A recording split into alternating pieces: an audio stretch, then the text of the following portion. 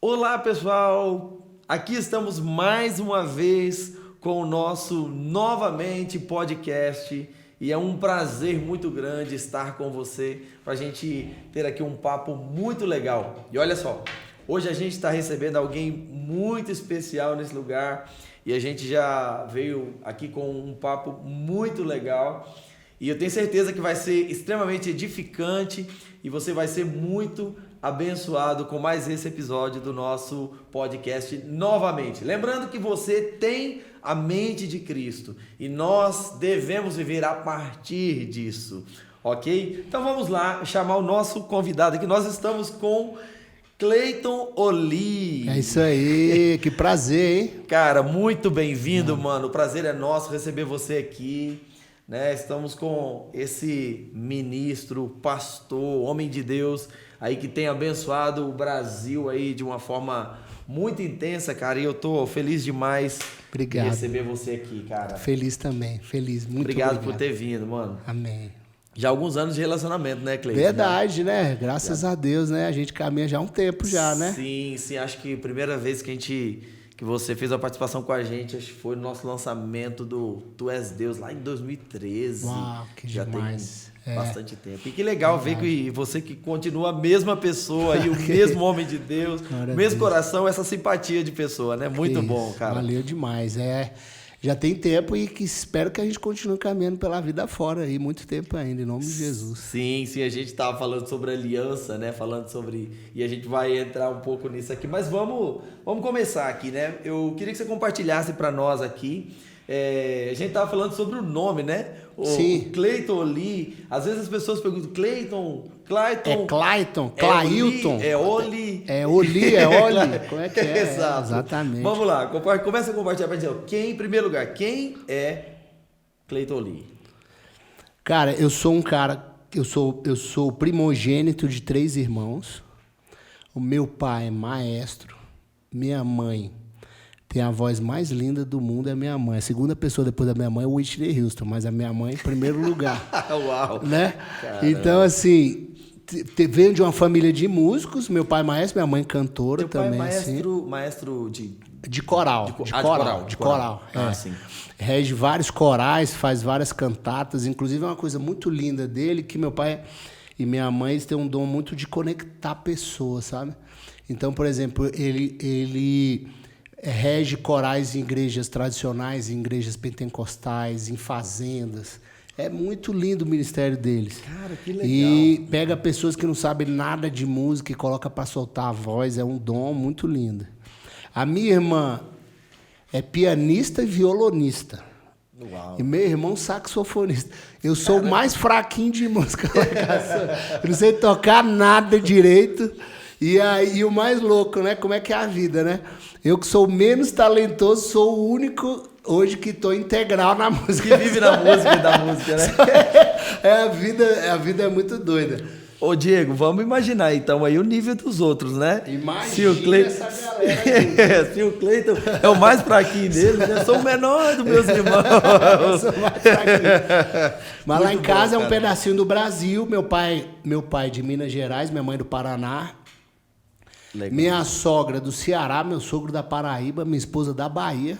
Meu Deus. E eu nasci em Brasília. Então você vê que é uma mistura do Brasil lá em casa. É, né? A representação do nosso Brasil, né? Representação do nosso Brasilzão, com gente de todo lado. E nasci com essa cara de manauara, de paraense, né?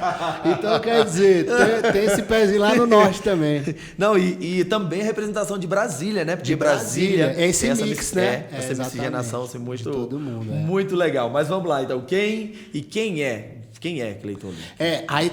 Então, eu sou esse filho, cresci na igreja, já sou a segunda geração de pessoas que nasceram no evangelho na minha casa. Ah, muito legal. E nasci, o meu nome é Cleiton, igual você falou, muita gente confunde. A história do meu nome é muito interessante. Pois é, eu quero ouvir essa história aí. Compartilha com a gente. É interessante mesmo, porque o meu nome veio, cara. A minha mãe teve a inspiração do meu nome por causa daquela margarina Claybon, cara. Você acredita nisso? Olha só como é que ela amava essa margarina, hein? Margarina Claiborne. Por quê? A margarina Claiborne era feita por uma empresa norte-americana que se chamava Anderson Clayton. Eu tenho uma história para compartilhar no final dessa sua sobre isso aí. Nessa aí, chamava Anderson Clayton. E aí o que ela achava? Ela achava bonita esses dois nomes, Anderson e Clayton. E aí falou, se eu tiver um filho, vou colocar Clayton. Se nascer outro menino, coloco o Anderson. O meu irmão se chama Anderson exatamente por causa da mesma coisa. Olha só. Como é que era nos anos 80, né? Inspirando se fosse gêmeos, um ia chamar Claiborne. Olha aí, ia ser Claiborne também. Olha sim, aí. Exatamente. Aí era Anderson e Clayton. E aí o que acontece? A minha tia Augusta teve o filho, 2 dias antes da minha mãe, colocou Anderson. Aí minha mãe ficou chateada e colocou o nome do meu irmão de Cleverson. E eu tenho a caçula, que é a Tatiane. Mas aí o que acontece? Por causa da grafia da margarina, o meu nome é Clayton, do jeito que tem que ser, com C-L-A-Y-T-O-N. Porque a gente tem um monte de Clayton abrasileirado, né? Com E, com I, com K. Sim. E aí depois eu fui descobrir o que significa Clayton. Todo mundo quer descobrir o significado do nome, né? Aí durante muitos anos eu achei mó sem graça, porque Clayton significa buraco de lama. Clay é lama, é barro, e tom é buraco. Buraco de lama. Eu falei, não, mas que nome sem graça, né? Tem uns nomes que é o vitorioso, o glorioso, o sábio, o forte. Aí, buraco de lama. Buraco de lama, vem aqui não. Vem cá. Aí depois eu encontrei a razão do porquê alguém colocaria esse nome em alguém. E a história é muito legal. Na Inglaterra, o nome é inglês, os primeiros homens que chegaram na Inglaterra, a Inglaterra não tem caverna. E não tem grandes montanhas. E o tempo na Inglaterra é horroroso, é aquele frio, chuva o tempo todo. Então, o que acontecia? Os primeiros homens que chegaram na Inglaterra não tinham abrigo durante a noite para passar. Então, o que eles tinham que fazer? Eles tinham que cavar o clay, cavar a lama, fazer um buraco. Para entrar no buraco para não morrer de frio à noite. Então, esse buraco era o Clayton, que eles cavavam. O Clayton era esse buraco que protegia os caras durante a tempestade. Então, o Clayton, na língua inglesa, é o sinônimo do quê? Daquele que protege na adversidade, aquele que guarda. Quando tudo tá difícil, o Clayton vai te proteger. Olha aí, aí tá bonito, né? Isso, hein? Olha aí, Rapaz, fiquei feliz. Não, vou até botar meu nome do meu filho de Clayton agora. Guarda essa aí. Muito bom, muito bom. E aí, o meu nome, na verdade, é Clayton Oliveira. Só que aí o que aconteceu? Quando a gente foi gravar o nosso primeiro disco, o Rubinho de Souza, que é o nosso produtor, ele tem o dom de colocar apelidos excelentes nas pessoas, sabe? E durante a gravação desse disco, ele colocou um apelido em mim e no nosso baterista. O nosso baterista, ele ficava chamando de Cocada, que ele falava que ele parecia muito com o amigo dele que chamava Cocada. E até hoje a gente chama o Alisson de Cocada, que tem intimidade com ele. E ele ficava chamando de Clayton Oli. Ele ficava Oliveira, Oli. E apelido você não escolhe, né? Ele que te escolhe, né? Verdade. E aí pegou, cara. Aí eu assumi o Clayton Oli, fiquei como Clayton Oli. Mas meu sobrenome é Clayton Oliveira. Mas é Clayton Cara, Oli. mas que experiência é essa de descobrir esse do nome aí? É Gostei, interessante, né? Sim, claro. Até porque faz muito sentido, inclusive, com o que você desenvolve com o seu ministério, né? É verdade. Amém. Porque eu acho que nós como músicos, como adoradores e ministros, eu acho que, principalmente compositores como você, sim. O compositor, quando ele compõe uma canção, muitas vezes aquela canção se torna um refúgio para quem escuta, né? A pessoa não consegue, muitas vezes ela tem uma dor dentro dela que ela não consegue se livrar daquela dor, achar um lugar para se esconder daquela dor.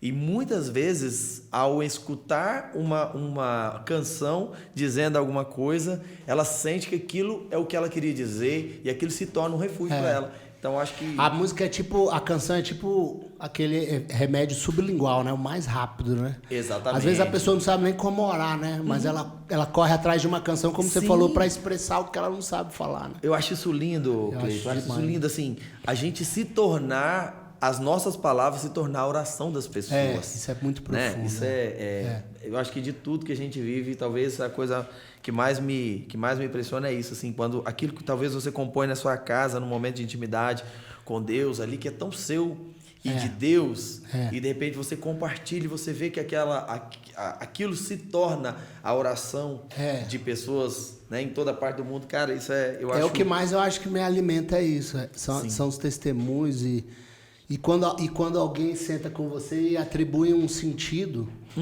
para aquilo que é completamente diferente do que você, do que fazia sentido para você. Quando você compôs, né? Para cada um é uma leitura diferente, faz um sentido diferente. É e verdade. a beleza da música é essa, né? É a multiforme graça, né? Deus fala através de uma mensagem, Deus fala algo comigo e Deus fala algo completamente diferente com comigo, você com as mesmas palavras. Na mesma palavra. Né? Isso é de fato a riqueza da beleza de Deus. O apóstolo Paulo falou, profundidade, né? Do conhecimento, tanto do conhecimento quanto da sabedoria de Deus, né? Então, assim, essa riqueza da beleza de Deus, eu acho isso lindo. Verdade. Bom, mas vamos lá. Como você falou que você é a terceira geração? Eu sou a segunda geração. Primeiro minha avó se converteu, minha mãe já nasceu. Minha mãe, bebezinha, minha avó se converteu. E aí eu já nasci no Evangelho, minhas filhas já são a próxima geração. Sim. Mas mesmo assim, você tem algum momento que você considera assim, quando te deu aquele start, aquele despertar de cara, eu sou um cristão, eu preciso de Jesus. Você teve algum momento assim? Eu me lembro exatamente do momento que eu aceitei Jesus. Eu me lembro. Ah, uau. Eu tinha em torno de 6 anos de idade. E eu cresci na Assembleia de Deus de Taguatinga. Na época, o pastor da minha igreja era o pastor Geraldo. Depois veio um pastor tão crente na minha igreja, chamava Pastor Divino. Olha que pastor crente. Esse é um pastor muito crente. Pastor Divino. Nós temos um pastor, nós temos nosso bispo nacional, se chama Divino e não então, somente Divino. Divino Eterno. Olha que maravilha. Pastor Divino Eterno. Divino Eterno. Isso é um pastor maravilhoso. Eu também tive essa honra. Um abraço para o nosso pastor aí, Divino Eterno, nosso bispo Divino Eterno aí. Eu tive essa honra de ser pastoreado pelo pastor Divino. Mas na época era pastor Geraldo e na minha igreja não tinha, no culto de domingo à noite, o ministério infantil.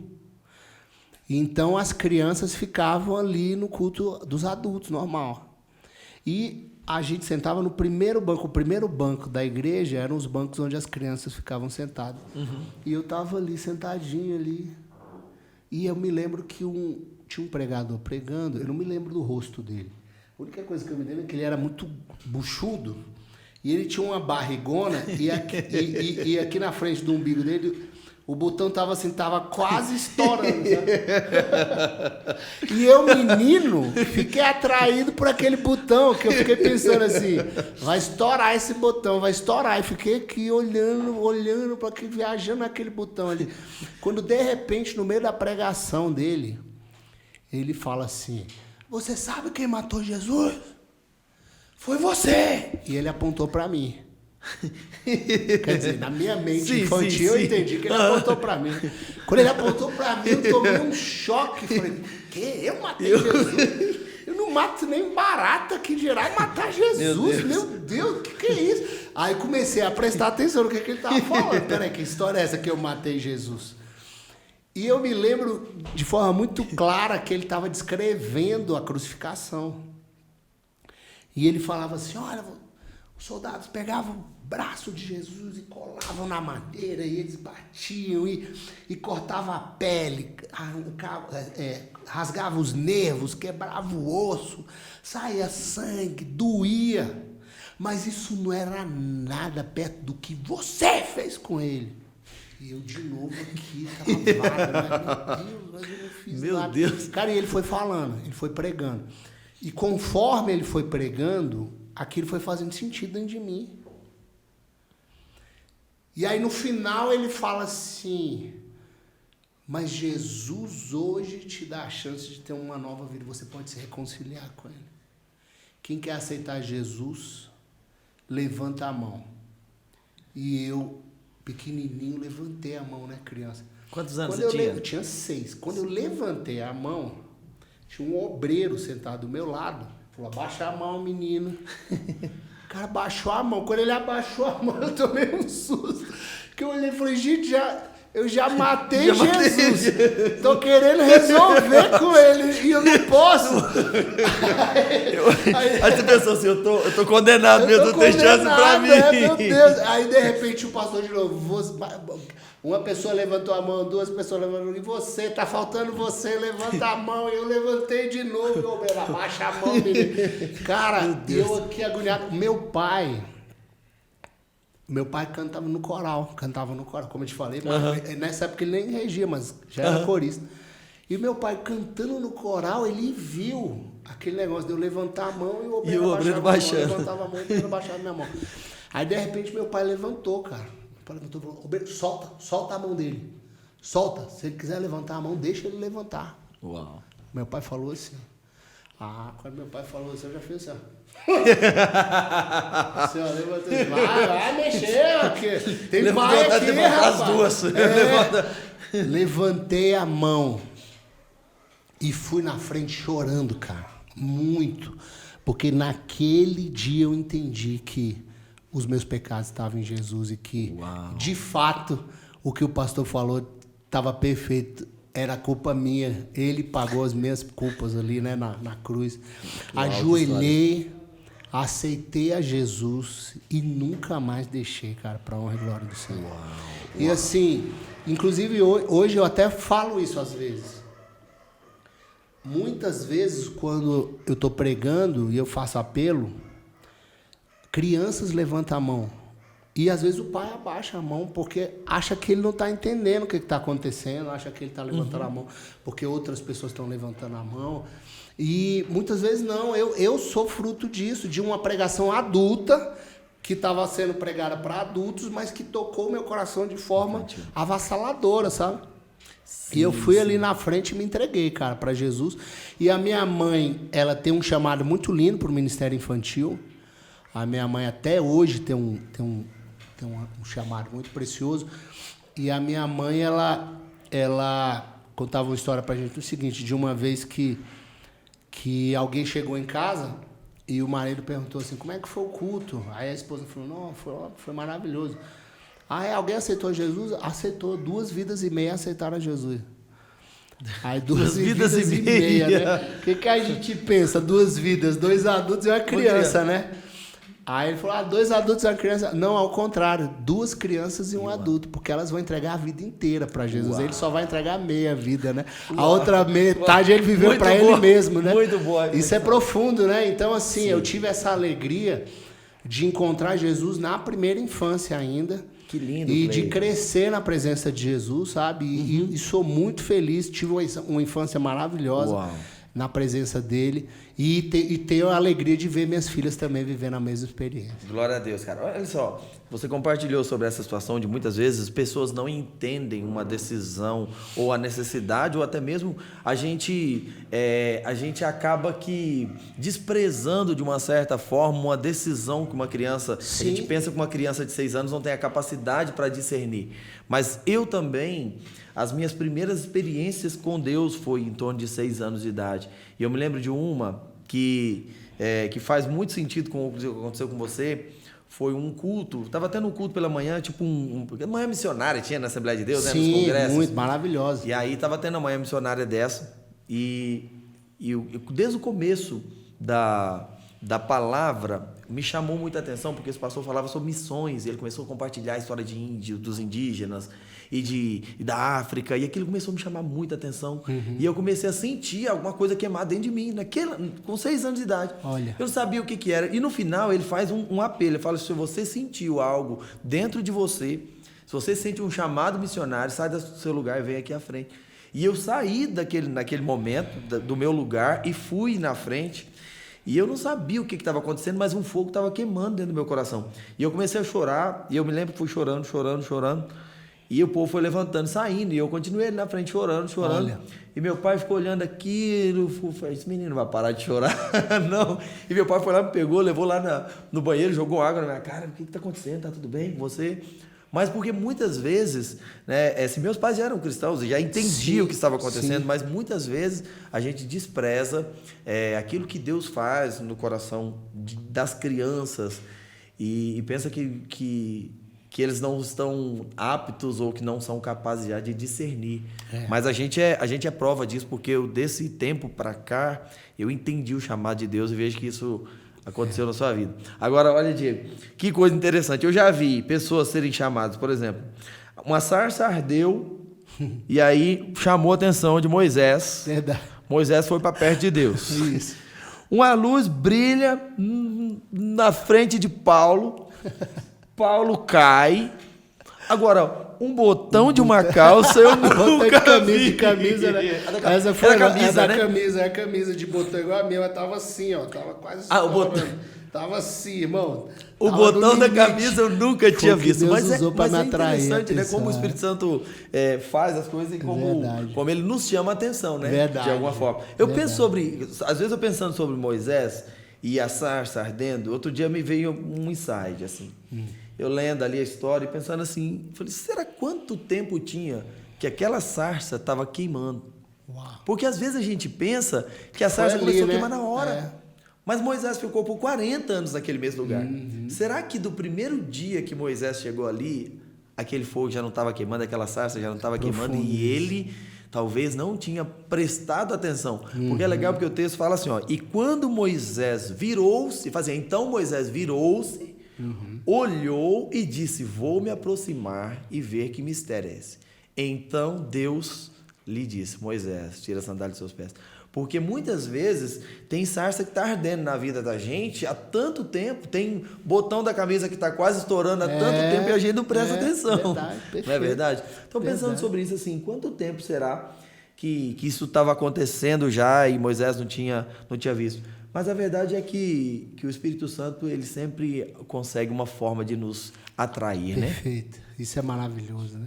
E é o que você falou, muitas vezes é uma questão de percepção, né? Sim. Ele sempre está falando, né? Nem sempre a gente tem ouvido para ouvir, mas ele está falando o tempo todo, né? De percepção e resposta, né? Inclusive, né? Percepção e resposta, porque, por exemplo, quando ele vai falar com Ezequiel, ele fala, Ezequiel, ponte de pé e falarei contigo. Então, assim, eu sempre falo com os meus discipulados, sempre falo com eles, olha, com Deus, o relacionamento com Deus, ele é um jogo constante. Ele joga para nós, a gente joga para ele. Ele joga para nós, Moisés, Abraão, sai da sua terra e vai para a terra que eu te mostrarei. Primeira palavra, jogou a peteca na mão de Abraão. Abraão sai da terra, voltou para a mão de Deus. Aí Deus, Abraão, sai da tenda, vem cá, vou te mostrar. Leva Abraão a sonhar. Então, Deus vai nos dando instruções à medida que a gente responde aquele chamado ou aquela instrução. Então, a revelação vai vindo, né? Perfeito. Então, muitas vezes, tem muita gente que talvez não conseguiu ainda se aproximar ou ter um relacionamento mais profundo com Deus exatamente porque não respondeu, né? Verdade. E muito legal, cara, assim, muito, muito bacana.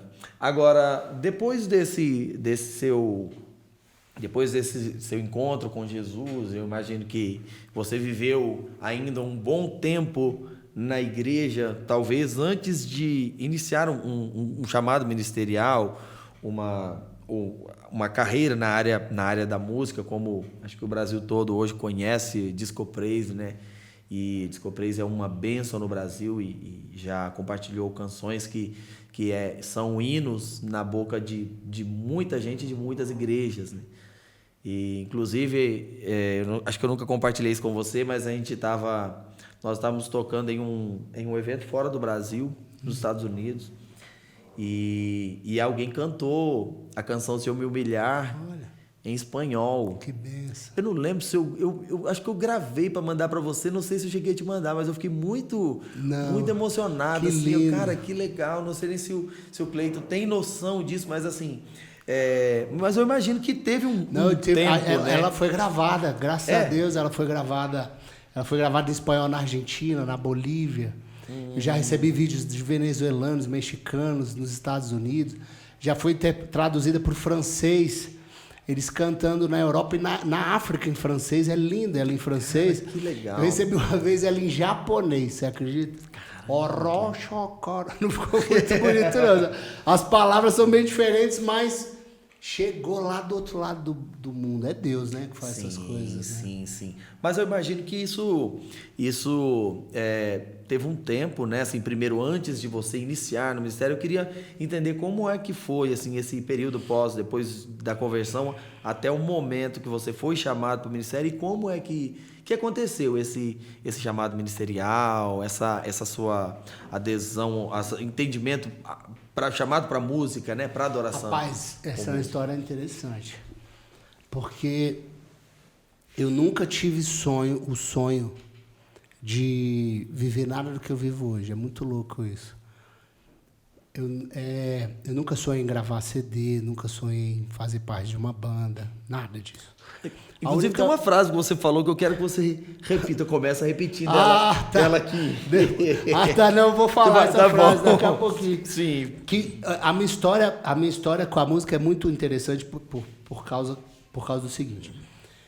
Nos anos 90 aqui em Brasília, teve eu não sei se você já morava aqui, mas... Não, 90 não tinha chegado. Nos anos 90 não. Aconteceu uma explosão de ministérios incríveis aqui na cidade. Foi na época do Koinonia?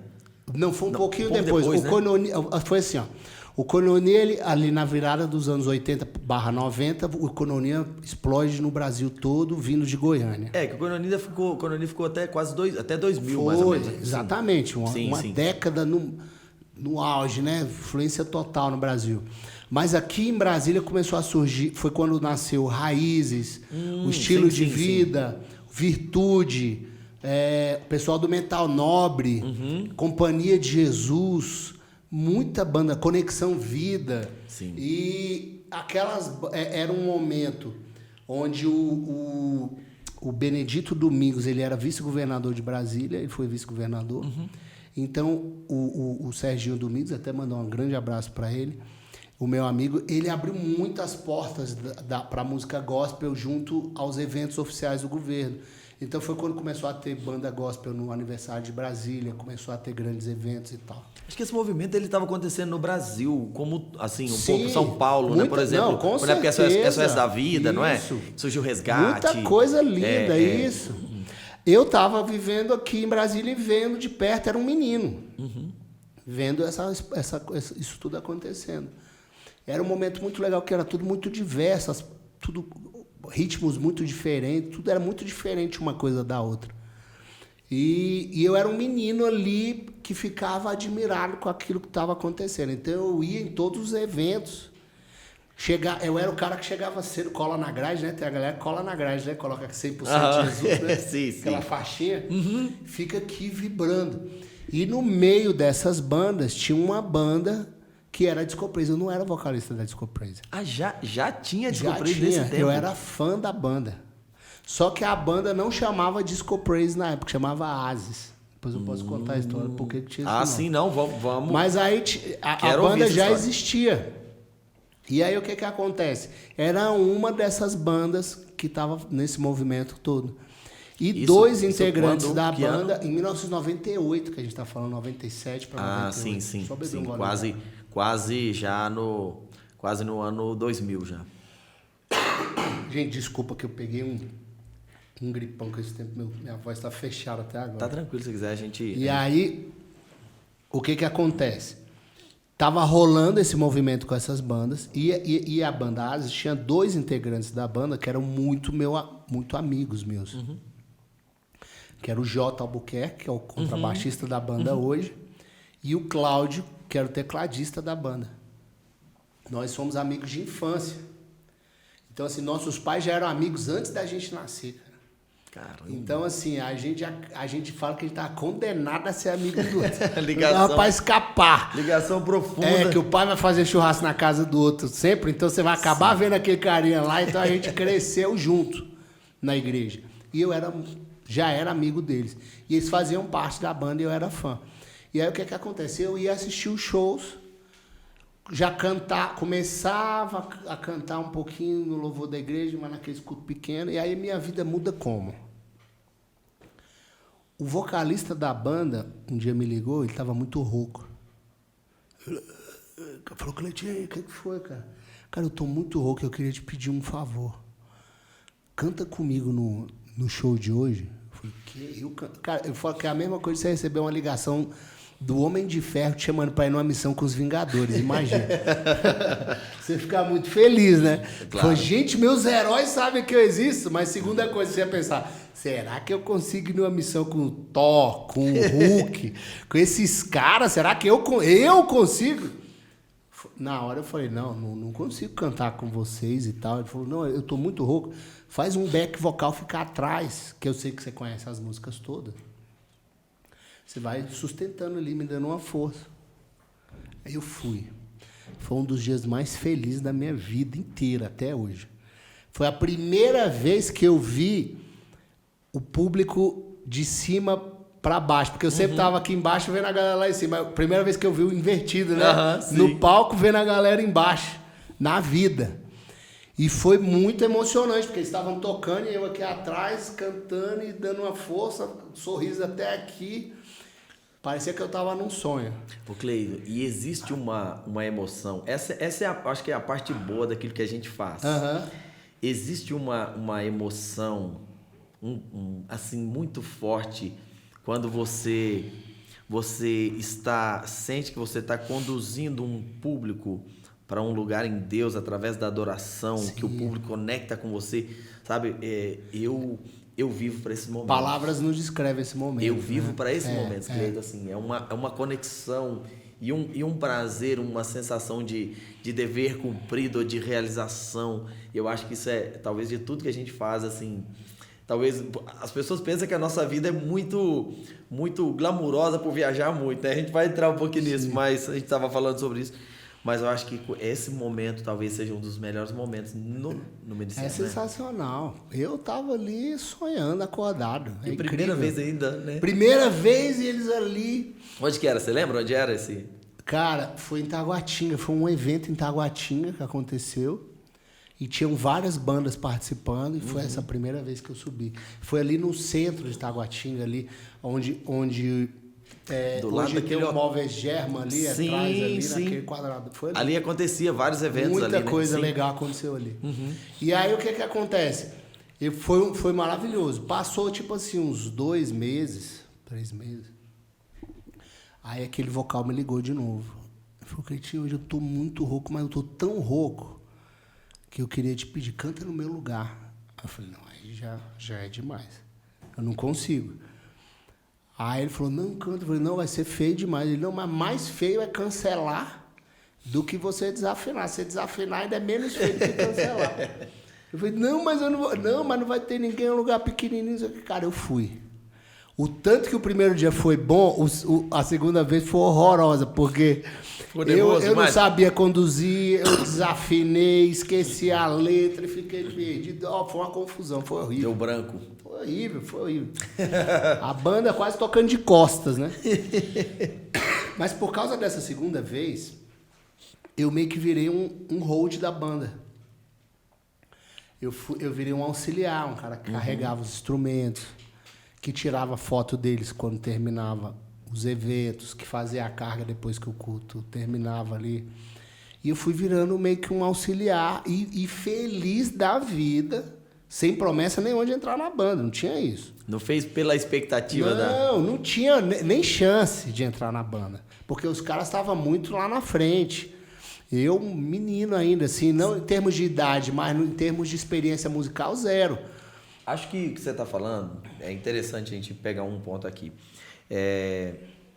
Quando o apóstolo Paulo fala com a gente que se eu falar em línguas, se eu doar o meu corpo a ser queimado, vem listando situações que eu posso fazer, mas se eu não tiver amor, nada disso me aproveitaria. Sim. Eu acho que isso está muito ligado exatamente a essa desprovimento de expectativas. Sim. Porque, assim, é claro que a gente sabe que Deus faz coisas lindas e maravilhosas e fantásticas na vida da gente, mas quando eu vivo uma vida com Deus a partir de expectativa, então isso já não é mais amor.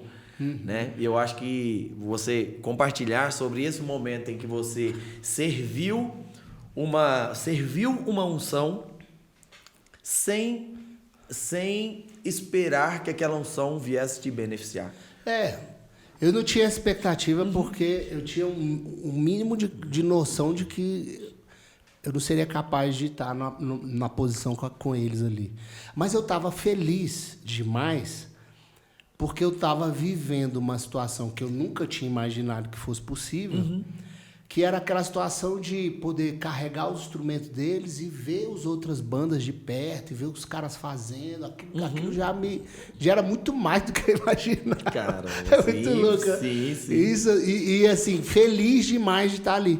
Só que aí acontece o quê? Depois de um tempo, esse vocalista maravilhoso, uma voz linda, composições lindas, até hoje, ele chamou a atenção, a pessoa sempre chama a atenção, né? Ele chamou a atenção de uma grande igreja aqui de Brasília, que fez um convite para ele, que eles iam lançar um disco da igreja e ele ia ser o rosto daquele projeto.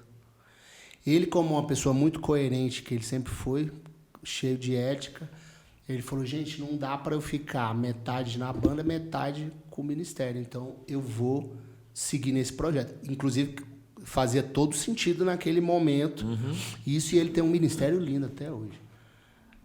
A banda ficou sem vocalista. A banda sem vocalista, cara, como é que faz? Tá? Eles olham para um lado e para o outro, quem tá aí? O ajudante lá, sentado no chão, olhando lá. Eu falei, Cleitinho, será que você pode ajudar a gente até a gente achar outro vocalista? Eu falei, eu posso ajudar. Vocês já fazem aí mais de 20 anos que eu tô ajudando a Disco Praise aí. Uau. E eles não acharam outro vocalista, sabe, cara? Que história legal. Agora, e isso me chama a atenção e me lembra duas situações. A primeira delas é, uma coisa que a gente sempre fala é o seguinte, a unção que você honra, você flui dela. Amém. Né? A unção que você honra, ela flui sobre você e você flui a partir dela. Por exemplo, aquela menina, a gente chama de... A Bíblia fala que ela constrói um quarto para o profeta Eliseu. Sim, lá Sunamita. Sunamita, exatamente, chama de Sunamita. Quando ela constrói, a Bíblia não fala de expectativas, ela simplesmente recebia o profeta na casa dela. Sim. Então, o profeta passava e ela percebeu uma necessidade e ela percebeu que ela poderia se tornar a resposta a essa necessidade. E ela percebe, entende a unção que estava sobre o profeta e ela fala, eu quero honrar esta unção. E aí ela vai lá, constrói um quarto e constrói o quarto ali para o profeta. E o profeta então começa, todas as vezes que ele passava, ele começa a dormir naquele quarto. E um dia o profeta, quando ele chega naquele quarto, ele se sente muito honrado e ele chama então o moço dele ali, o aprendiz, e fala, vai lá e descobre o que essa mulher precisa. Agora é tão interessante porque a Bíblia não fala que Deus fala com o profeta e manda ele fazer isso. Mas ele, ao ser honrado, ele fala, eu quero honrar essa mulher. Aí, lá quando a Bíblia fala assim, se você der um copo de água a um profeta, na qualidade de profeta, você receberá recompensa. A Bíblia King James, porque a gente aprendeu galardão, na maioria das traduções de Almeida, é galardão, mas na King James ela fala recompensa. Aí fala assim, se você der um copo de água a um profeta, na qualidade de profeta, você vai receber recompensa de profeta. Então, ela vai e quando ela honra o profeta manda descobrir o que ela tinha falta. E aí, quando o profeta e ela era rica, né? Tinha tudo, aparentemente. Exatamente. Tinha tudo, mas tinha uma falta muito grande na vida dela. Então, o profeta descobre que ela não tinha filho. E aí, ele dá uma palavra. Eu acho isso fantástico, Cleiton. Porque Deus não falou para ele. Mas a unção de profeta que estava sobre ele autoriza ele a dizer assim, olha, no ano que vem você vai ter um filho. E aí, no ano que vem, aquela mulher realmente tem um filho. Tem um bebê, Então, ela flui exatamente a partir da unção que ela honrou. E um outro ponto que a gente até conversando aqui, que a gente fala muito e traz muito aqui quando a gente fala sobre novamente, né? Por que a gente tem esse nome no nosso podcast que é o Novamente? A gente fala muito sobre viver a partir da mente de Cristo, que é entender uma mensagem do céu, entender que os céus está gritando alguma coisa, ou que os céus estão falando, estão chamando por algo, e que eu posso me tornar essa resposta. Então, quando eu vejo, por exemplo, você, mesmo talvez não sendo a pessoa, não sei dizer se sim ou não, mas acho que você se sentia talvez não a pessoa tão capacitada para aquilo. Não tinha capacidade nenhuma, de verdade. Sim, eu imagino que Isaías, quando ele, lá em Isaías 6, quando ele entra no ambiente da presença de Deus, e Deus fala com Isaías ali, então acontece toda aquela visão, Isaías contempla a glória de Deus, contempla Jesus, Isaías contempla a mesma visão de Isaías, é a visão de João, né? Ele contempla um Cristo glorificado, os anjos cantando Santo, Santo, é a mesma visão lá de Apocalipse. E aí, quando ele tem aquela visão, ele percebe o tamanho, o quanto ele era pequeno, o quanto ele era insignificante. Sim. Mas ao perceber a insignificância dele, ele escuta, ele recebe houve um chamado, ele ouve os céus dizendo alguma coisa. E mesmo na sua insignificância, ele tem a opção de falar assim, cara, eu sou essa pessoa. Aí Deus está dizendo, a quem enviarei, quem há de ir por nós, e ele fala, sou eu. Eu acho que de uma certa forma... É muito louco. Faz sentido para vocês, não faz? Faz muito. Mas a minha história é muito louca, porque eu entro na banda. Uhum. Mas como eu te falei, quando eu digo que eu não era adequado, não é falsa modéstia, não. Porque tem esses negócios. O cara canta igual o Leonardo Gonçalves. Você não canta nada. Não. Eu não era adequado mesmo. Cara, isso é uma coisa tão louca. Você já cantava em casa, por exemplo? Cantava na igreja. Porque você falou que seus pais já eram... Meu pai já era música, músicos, né? Mas cantava na igreja, não tinha experiência. Uhum. E, inclusive, assim, os meninos da banda, eles têm uma generosidade comigo absurda. Porque não era para eu estar ali naquela posição. Inclusive... por exemplo, coisas que acontecem, por exemplo, que eu estou me lembrando aqui. Uhum. Eu me lembro que quando eu ainda era carregador da banda, eu lembro que uma vez a banda foi tocar num acampamento, e no final desse acampamento, era um acampamento grande, aconteceu aquele momento que com certeza você já viveu várias vezes, dos pastores chamarem a banda no altar para fazer uma oração, abençoar os músicos, os corações. E quando eles chamaram a banda, um dos integrantes da banda apontou para eu subir também. Fato que muito me alegrou, né? E eles baixaram a cabeça e ficaram com as mãos assim. E os pastores foram impondo as mãos nas cabeças e orando um por um. E sobre a vida de alguns, inclusive, o Espírito Santo liberando palavras proféticas.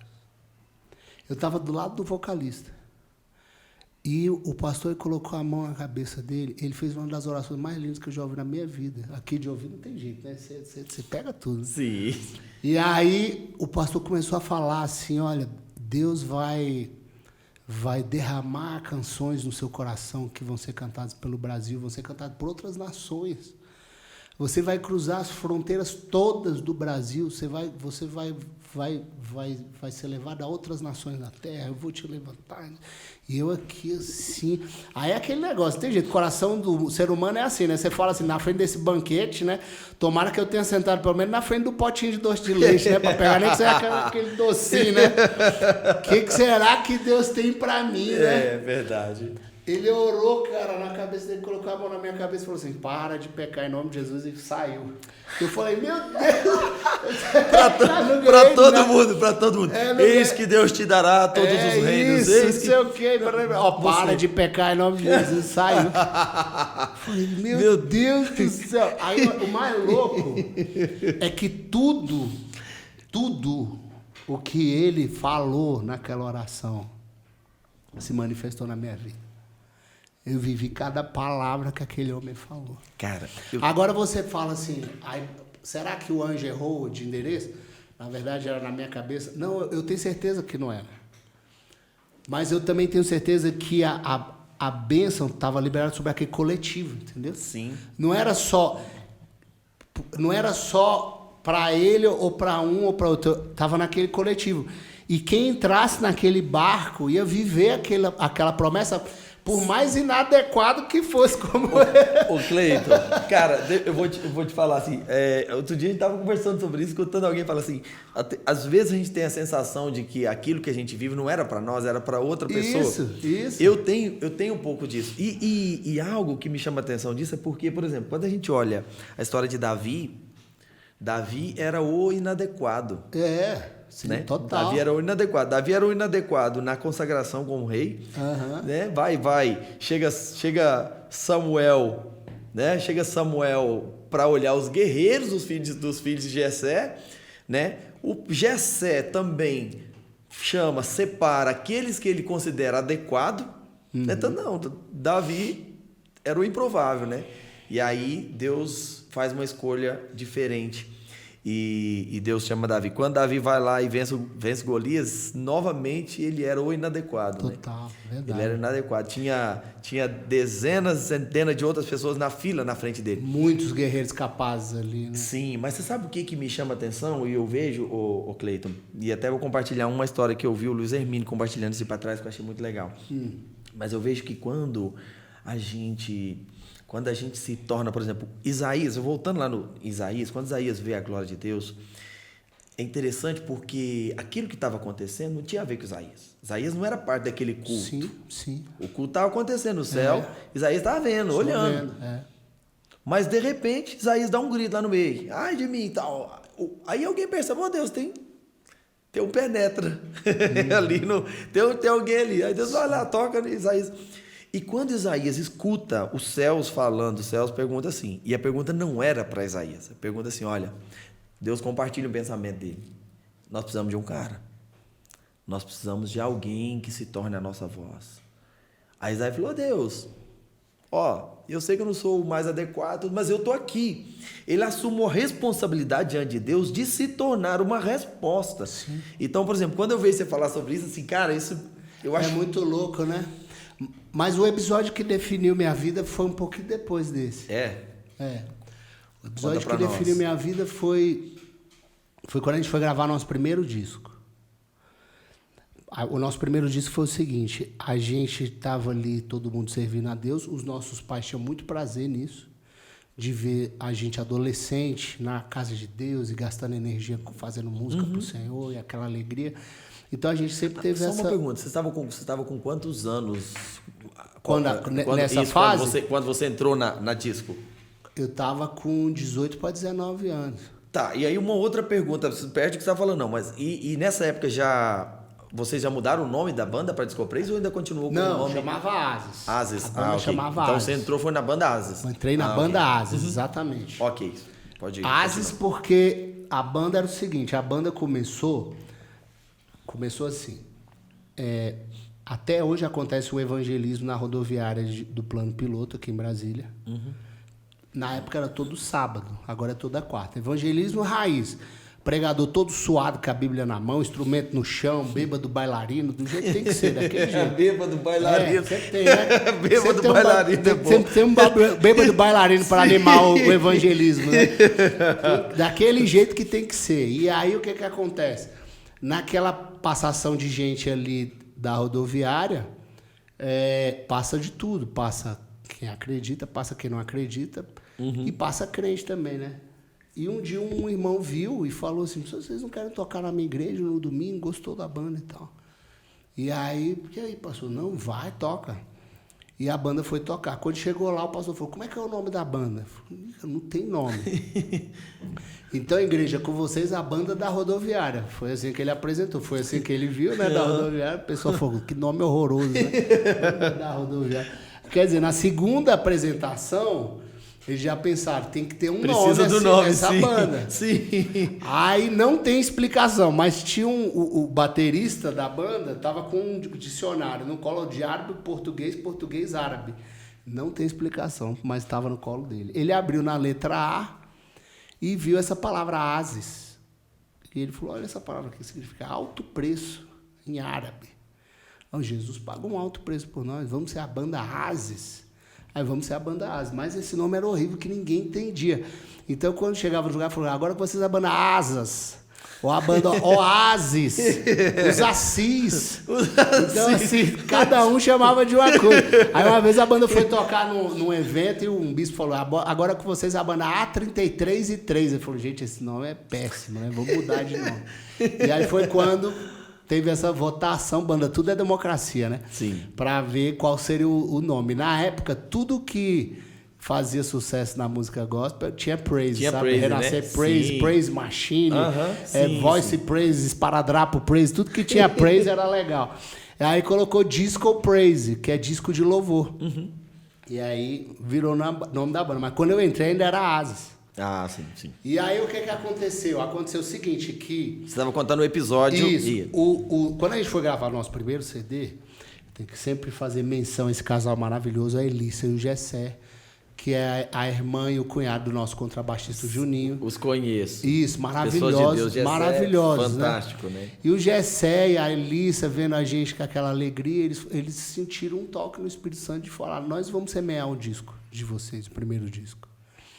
E eles falaram assim, gente, a gente quer que vocês gravem esse disco com o que existir de melhor para gravar, vocês podem gravar. Aquele coraçãozão que eles têm, né?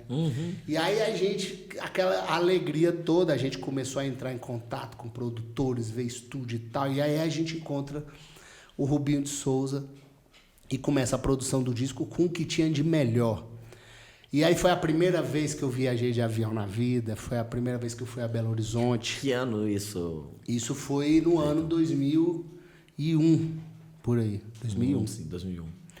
E aí foi a primeira vez que eu tive todas essas experiências na vida. E aí o que aconteceu? A gente começou a gravar o disco foi ficando cada vez mais bonito, os meninos iam para Belo Horizonte gravar e tal. Pra você ter noção, o back vocal... Ó quem era back vocal do disco. O Thales Roberto, antes do Thales desviar, antes daquela bagunça toda que aconteceu na vida dele, Thales bem novinho. O Thales, o Play é um super artista mineiro que era para ser o vocalista do Jota Quest, e o Montanha, tipo, 3 grandes cantores assim. E aí o que aconteceu? Eu, quando cheguei no estúdio, que eu vi aquela massa sonora, que eu vi aquele tudo, porque eu entrei no estúdio pela primeira vez, não foi a minha primeira vez, mas foi a primeira vez no estúdio daquela dimensão. A gente gravou no estúdio do Skank, cara, no Fairhead. É um estúdio que nem existe hoje, que era um estúdio que só eles gravavam lá e foi cedido pra gente por causa do Rubinho. Aqueles microfones, aquele parecia que você entrava numa nave espacial, né? Com aquele monte de botão piscando. Eu travei. Eu sei o que é isso. Mas a travada foi tão poderosa que era o seguinte, a gente estava aqui conversando. Oi, Edson, tudo bom e tal, não sei o que. Se você falasse para mim, como é que tá a gravação do CD? Eu falei, o CD. A voz sumia. Acabava a minha voz, de repente. Emocional. Sim, sim. Muita informação, muito imaturo, muito novo, muito tudo. E aí o que aconteceu? Aconteceu que eu ali, pelando de medo, por causa que estava chegando a hora de gravar a voz, e chegou. E aí o que aconteceu? Quando chegou o momento de gravar a voz, aí o Rubinho, aquele padrão Michael Jackson, né? Você chega lá, 10 microfones e a aguinha e não sei o quê, e a luz certa, e a temperatura e tal. Vai lá. Qual música que você quer gravar? Ah, eu quero tentar essa.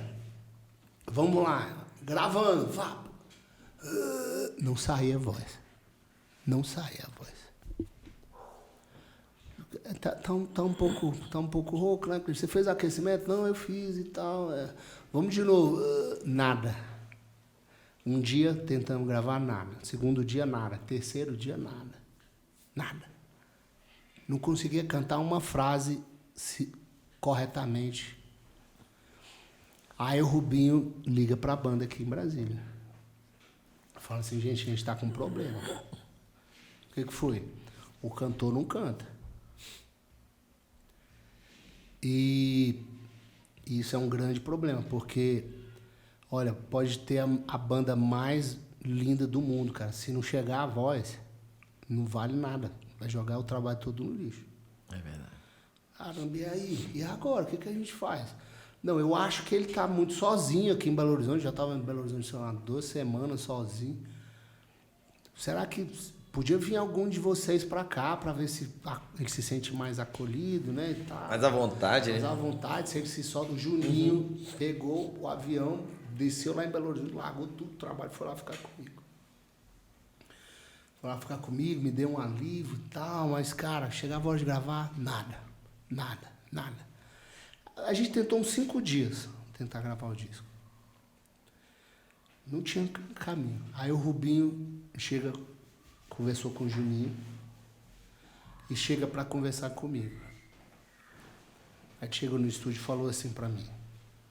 Falou assim, Cleitinho, eu já gravei, eu trabalho com música há muitos anos. Eu já gravei todo tipo de vocalista. Mulher, homem, baixo, alto, gordo, magro. E eu vou te falar uma coisa assim, com muito carinho, com muito respeito. Você não nasceu para isso. Uau. Então o negócio é o seguinte, cara. Você é um cara assim, que a banda vai ter uma gratidão eterna, porque você foi um cara que ajudou a banda quando a banda precisou. Mas a gente tem que entender, quando chega a vez, quando o nosso tempo termina, quando chega a hora da gente passar a bola para quem sabe jogar. Uau. Então, assim, foi linda a história até aqui, mas eu vou te falar uma coisa. Você não nasceu para isso, não. É outro cara que é para cantar essas músicas, não é você, não. Uau. Você já foi longe demais. Meu Deus. Imagina o que eu vi. Cara... Deve ser fácil, não é fácil ouvir isso. É difícil, cara, até de descrever, irmão. Porque é o seguinte, você é muito louco. Às vezes a gente pensa que só a determinação... Desculpa, esbarrei aqui. Desculpa. Só a determinação, só a força de vontade, tipo assim, não, eu vou dar o meu melhor, eu vou conseguir fazer qualquer coisa. Mas às vezes não dá. A sua determinação não é suficiente para aquele projeto, para aquele momento. É e tudo que você tem para entregar não é suficiente, porque precisa de mais do que você tem. Uhum. Mas existe uma coisa que aquela frase que diz, né, que a esperança é a última que morre, né? Porque a esperança é aquela luzinha, né, que tá ali. Uhum. Tudo apagou, mas ela tá ali. Ela é pequenininha, mas ela tá lá. Mas quando ele falou aquilo, cara, apagou. Dentro de mim. Foi muito duro ouvir aquilo. E aí eu falei assim, cara, então acabou. Acabou, Cleiton. Apagou na hora. Aí eu lembro que eu falei pra ele assim,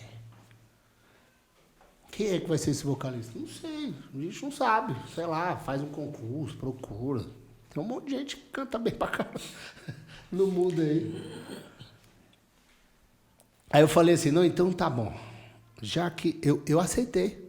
Eu sabia que eu não era capaz, como eu te falei. Não era falsa modéstia, gente. Eu não sabia mesmo. Talvez você ficou até no coração, você tá vendo? Eu já sabia disso, né?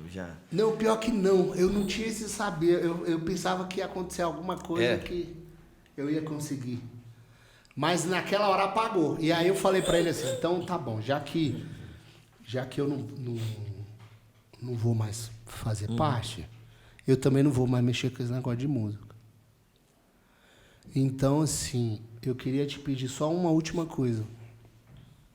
Aí ele falou, o que é? Ele falou, deixa eu entrar e cantar pela última vez para eu ter a lembrança dentro do meu coração, como é que foi essa experiência. Claro, pode cantar qualquer música que você quiser. Não tem problema, não. Você já tinha composto o Seu Me Humilhar nessa época? Não, está muito atrás ainda de Seu Me Humilhar. E aí o que aconteceu? Eu entrei na sala, aí entrei lá do outro lado do vidro, né? Que fica um vidro, né? Para quem não é do estúdio aí que está assistindo o podcast, tem um vidro e você vê a galera do outro lado na técnica, né? Na nave espacial lá. Aí eles estavam lá e eu falei assim, pode apagar a luz aí para não ver vocês? Aí pode. Aí apagou. Tava o Rubinho, tava o Bill, que é o engenheiro, e o Juninho, nosso baixista. Aí apagou a luz. Aí quando apagou, ele pode apagar aqui também? Pode apagar aqui também. Apagou. Aí o que aconteceu? Aí deu play. E eu comecei ali a a cantar, mas a chorar. Foi um momento muito pessoal. Naquele momento eu falei assim, Deus, já que eu tentei de todas as formas cantar, não consegui, essa última canta por mim. E aí comecei a chorar e tal. E aí a música acabou e eu fiquei ali, ajoelhei no chão e fiz aquela oração de entrega mesmo, assim, tipo assim, acabou. Eu sei que quando eu abrir essa porta é outra vida, outro sonho, outra coisa que eu vou viver, não é mais isso. Eu fiquei lá muito tempo, lá naquele momento pessoal ali, com Deus. E aí abri a porta, sabe? Quando você dá aquela respirada e atravessa aquela nova fase da vida, eu entrei no estúdio. Aí quando eu entrei no estúdio, aí eles estavam sentados ali. Aí o Rubinho falou assim, o que foi que aconteceu lá dentro? Aí eu falei assim, não, Rubinho, eu tava terminando esse período da minha vida ali com Deus. Aí ele falou, não, isso eu vi, mas aconteceu uma outra coisa. O que foi que aconteceu? Me explica. Eu falei, não, aconteceu. Não aconteceu nada. Aconteceu alguma coisa. Não aconteceu. Aconteceu, ouve aqui. Aí ele bate a mão assim na barra de espaço do teclado, começa a tocar a música. Eu cantei a música perfeito, cara. Uau. E era muito louco, porque eu não tinha o registro disso da minha memória, de ter cantado aquelas notas. Você não se lembrava? Não você tinha. Até hoje eu não tenho esse registro. Uau. Pareceu outra pessoa, outra gravação de outra pessoa que tinha entrado ali. Aí ele falou assim, como é que você conseguiu cantar bonito dessa vez assim? Eu falei, rapaz, eu não sei não. Eu sei que eu pedi para Deus cantar no meu lugar. Aí ele falou assim, então eu posso pedir uma coisa? Ele, pode, o que é? Volta lá e pede para Deus cantar de novo, porque ele cantou bem pra caramba. Muito bom. Aí eu voltei, cara, e pedi para ele cantar de novo e gravei o disco inteiro em 2 dias, cara. Uau, e é incrível porque é ele que tá cantando até hoje no meu lugar, não sou eu, cara. É tão bizarro isso que aconteceu ali naquele dia, que a gente tem as gravações das vozes guia aqui em Brasília e da gravação. O Rubinho guardou tudo isso. Então era uma voz e depois é outra voz. É um negócio assim, sobrenatural. E ali eu entrei de fato na banda para nunca mais sair, sabe, cara? Porque assim, como eu te falei, eu não tinha chamado, não tinha sonho, não tinha expectativa, não tinha nada. Mas mesmo assim, Deus, na sua infinita misericórdia, fez com que eu pudesse... Era o desqualificado, né? Totalmente desqualificado. O desqualificado assumindo a responsabilidade. Isso me traz exatamente... E eu digo até o seguinte, eu acho assim, até que a banda, a Disco Praise, o que a banda viveu, era para a banda ter vivido muito antes, tudo que aconteceu. Mas eu era tão despreparado que eu precisava de uma jornada que atrasou a vida de todo mundo. Mas é aí que está a verdadeira aliança, que é uma coisa muito louca, né? Porque geralmente quando as pessoas elas têm um objetivo e tem alguém atrasando esse objetivo, a pessoa fala assim, fica para trás aí, meu irmão, que eu tô indo. Uma hora você chega lá. Mas é muito lindo quando as pessoas, elas tiram o pé do acelerador e reduzem a velocidade da marcha para falar assim, eu vou chegar lá mais tarde, mas eu vou chegar lá com você. Isso é muito lindo eu sou fruto disso. Jacó faz isso, quando Jacó encontra com Esaú, né? Sim, e aí perfeito. Esaú, ele se voltam ali, pede perdão, e acontece aquela reconciliação. Então, Esaú vai sair para caminhar e chama Jacó para ir com ele, e ele fala assim, não, eu vou ao pasto do gado, né? Eu vou ao pasto do gado, porque ele prefere ir mais devagar para chegar junto com todo mundo ali. Sabe o que Deus tem falado comigo assim muito? Deus tem falado assim, olha, os melhores presentes que eu te darei estarão nas piores embalagens. Uau. Porque muitas vezes a gente quer que Deus nos dê presentes incríveis, mas que eles venham brilhando, e Deus fala assim, não vai ser assim. Então, assim, Deus tem colocado pessoas, e às vezes até, Deus, será mesmo que é para me investir, né, nessa pessoa? Aí eu me lembro que algo que tocou muito meu coração foi José de Arimateia, quando morre Jesus e ele vai lá e paga pelo corpo de Jesus, né? Esse cara, eu quero esse corpo, eu vou investir nesse corpo.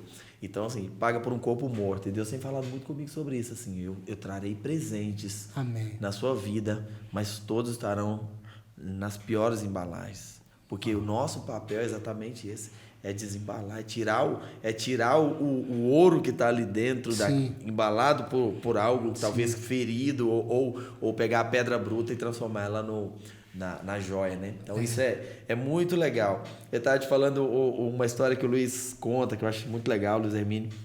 Ele diz que no processo, né, dele, quando ele se converteu, depois estava envolvido com drogas, era traficante e usuário, e aquela libertação. E ele falou que por muito tempo, assim, ele foi para a igreja e nada aconteceu na vida dele. Ele falou que estava muito decepcionado, tinha cortado a luz da casa dele, e ele chateado, e cortado a água, e aí a esposa dele chama ele para ir para a igreja. Aí ele vai para a igreja, vai de bicicleta, chove no meio do caminho, ele chega molhado na igreja, ele falou, sabe aquele dia que você quer morrer? Você chega na igreja e você quer morrer. Assim, eu sentei lá atrás do último banco e falei assim, eu não quero que ninguém fale comigo aqui. E aí fala que de repente o pastor levanta lá na frente e começa a falar assim, irmãos, Deus está me mostrando que Deus vai levantar uma pessoa aqui em Itajaí, essa pessoa vai trazer o mundo inteiro para poder conhecer Itajaí, essa pessoa vai rodar o mundo todo. E ele fala, começa a ouvir aquilo, parece que não era para ele aquela palavra, mas algo começa a crescer dentro do coração dele, e depois foi que dá um grito lá atrás, diz, ei, pastor, esse aí sou eu. Uau. E ele fala que ele adota aquela palavra para ele, não era para ele, mas ele adota aquela palavra para ele, e ele vê o cumprimento aqui na vida dele. Quando veio você falar da história aí do pastor, da profecia para todo mundo, pulava você. E, cara, mas eu acho que tem mais a ver, Cleiton, com a gente responder, com a gente assumir responsabilidades, mesmo sabendo das nossas limitações, até porque aquilo que a gente faz no reino de Deus não está ligado à nossa capacidade, mas exatamente a nos anular, né? E aí, quando a gente fala sobre novamente, a gente diz exatamente que a única forma que eu tenho de viver a mente de Cristo, ou de viver Cristo na minha vida, não é tentando transformar o meu corpo, mas é tentando fazer morrer o meu corpo e deixar que a vida de Cristo viva. Então, é muito legal, porque quando morreu a sua voz, na hora que morreu a sua voz, a voz de Cristo... A voz de Cristo começou a ecoar ali. Uau, graças cara, a Deus. Que história linda, cara. Amém, história linda. Muito, muito bom. Agora, eu queria que você compartilhasse com a gente, Cleiton, assim, o que você... Assim, muitos anos já de ministério, a Discopraise, vocês se tornaram Discopraise em que ano? A gente lança o primeiro disco em 2002. Então são 21 anos. Já como Discopraise mesmo, né? Aí lançou como Asis Discopraise. Juntou os dois nomes, porque o pessoal ainda conhecia muito como Asis e estava começando a transicionar. Aí no segundo disco assina só Discopraise. Sim, de 2002. E assim, então praticamente 20 anos de ministério, né? 20 anos rodando o Brasil, algumas nações, sei que Deus tem te levado para outras nações. E assim, o que mudou no Cleiton de 2002 e no Cleiton de 2023? Assim, o que mais mudou? Quando você olha hoje, o que você considera? Essa pergunta é profunda, né? Eu acho que talvez os meninos da banda, geralmente, a gente é melhor dele. Quem tá perto da gente olhar e falar o que mudou do que a gente mudou, né? Eu acho que mudou muita coisa e, ao mesmo tempo, não mudou muita coisa no seguinte sentido. Eu tive o privilégio de ir muito mais longe do que eu imaginei e de viver coisas muito mais incríveis do que eu jamais sonhei, conhecer pessoas maravilhosas e viver momentos com Deus que me transformaram profundamente na estrada e na vida. Mas ainda eu tenho aquela mesma sensação de gratidão de poder viver tudo isso, sabe? Assim, meio que de saber que Todo mundo que trabalha com arte diz que tem a síndrome de impostor, né? Que é aquela coisa, tipo assim, eu sou uma fraude, né? Não, eu sei que eu sou uma fraude. Eu tenho certeza, não é só uma síndrome, não. Deus derramou muito mais do que eu podia imaginar no meu coração. Mas, sem dúvida, eu mudei. Mudei, assim...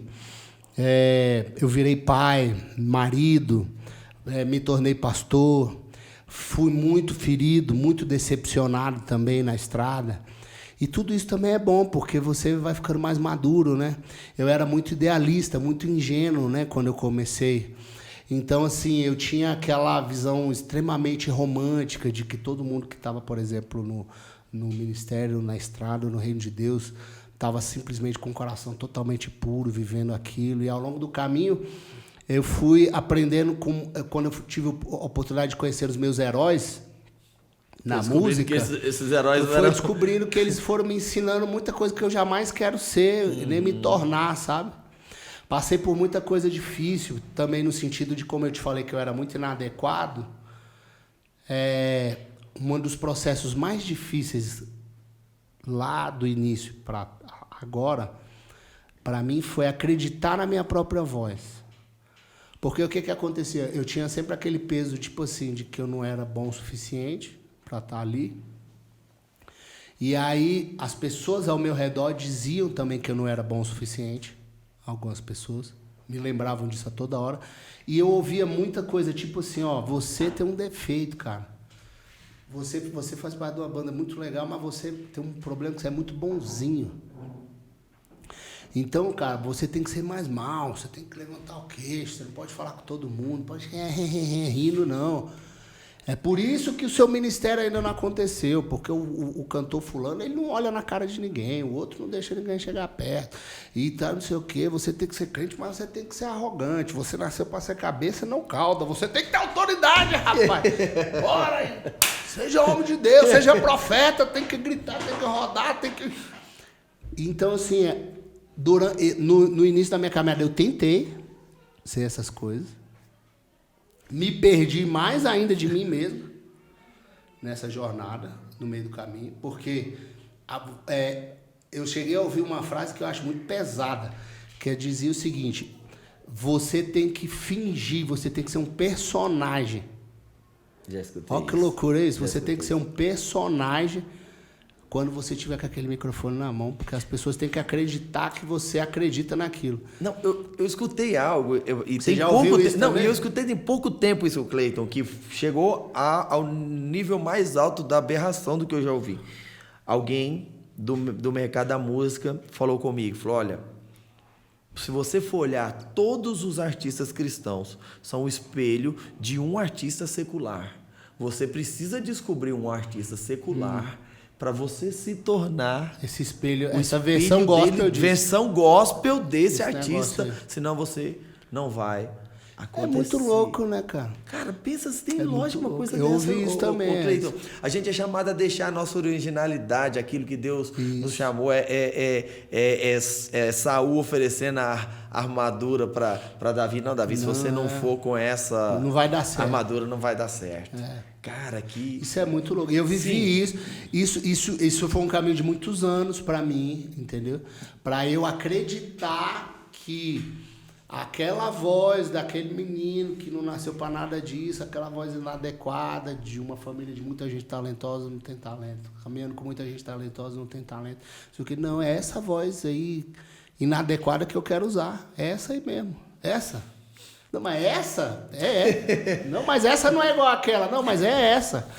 Então, tipo assim, para eu me assumir do jeito que eu sou hoje, o meu jeito de vestir, de falar, é esse aqui, olha, foi um caminho.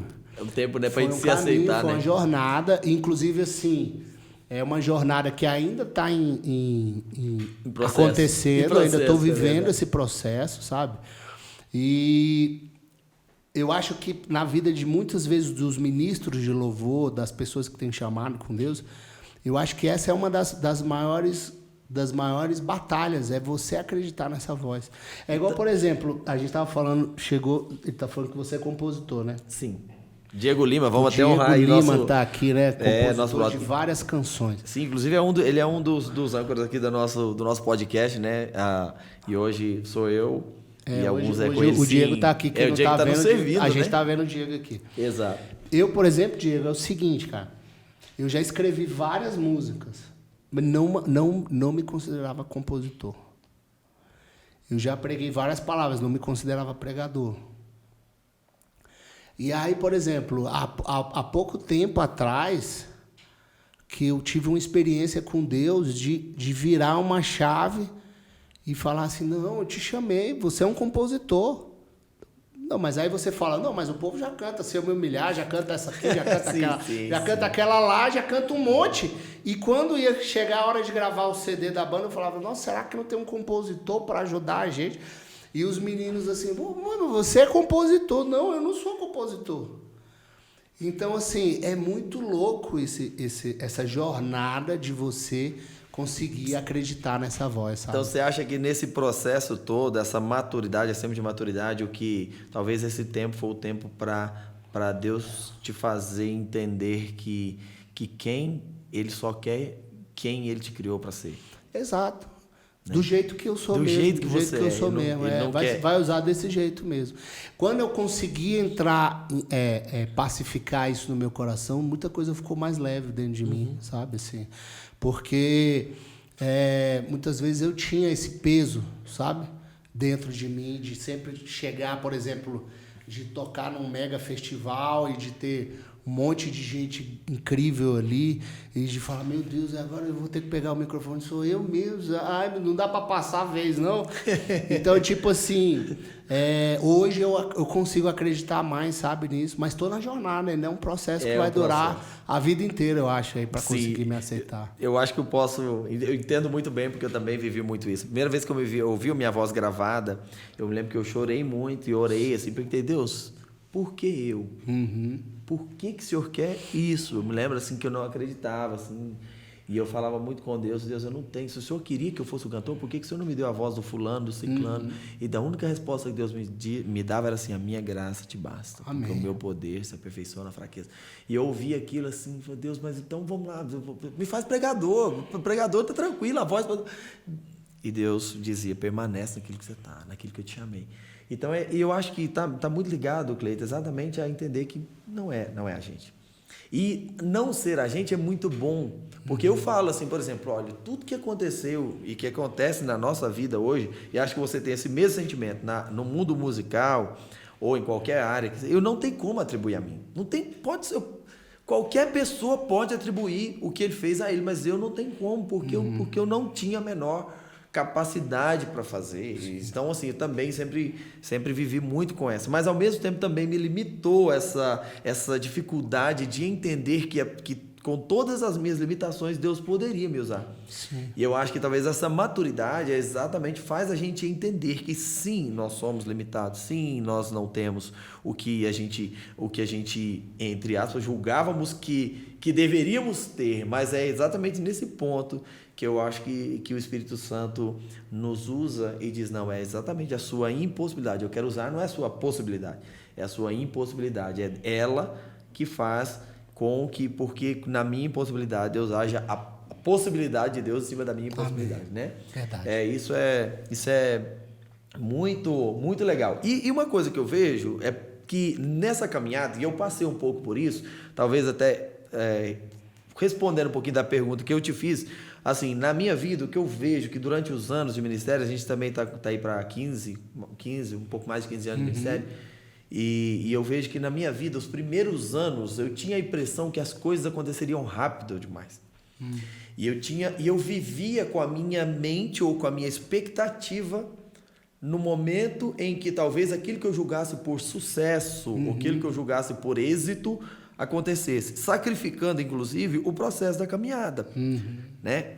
E a maturidade ensina pra gente que a vida com Deus ela não é para um momento, né? Deus não quer uma noite com a gente. Deus quer uma vida toda. Não é uma corrida de 100 metros, é uma maratona, né? É uma maratona para a vida toda, né? É. E algo muito legal que você compartilhou aqui, falando sobre sucesso, né? Eu achei muito, muito bacana. O que você tem para compartilhar a gente sobre isso, assim? Hoje, olhando a sua vida, as pessoas, uau, na Disco Praise, né? Tocou o Brasil inteiro, né? Conhecidíssima, né? Todos os lugares. A canção Se Eu Me Humilhar é a mais conhecida de vocês, se considera? Sem dúvida. Né? Essa é a música mais conhecida da banda. Sim, mas é uma canção que hoje é hino na boca de milhares de pessoas. E assim, então isso traz aquela sensação de sucesso. O que você disse sobre sucesso pra gente? É como a gente estava conversando, né? Hoje eu acho que existe uma corrida desenfreada pelo sucesso, sim. Muita gente, né?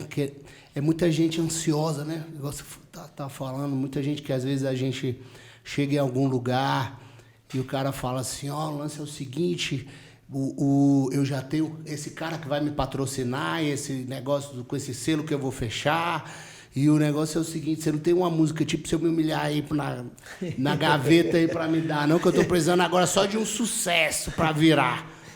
Aí tipo assim, puxa, sucesso pra virar, né?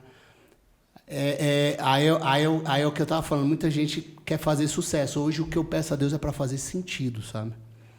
Fazer é a diferença sentido na vida das pessoas. Eu acho que é uma coisa que é o seguinte, é uma coisa muito simples, mas que já aconteceu comigo, eu acho que já aconteceu com você, que é aquela coisa de você estar num dia mal e você tá sentindo aquele nó na garganta e você não sabe expressar direito aquele negócio.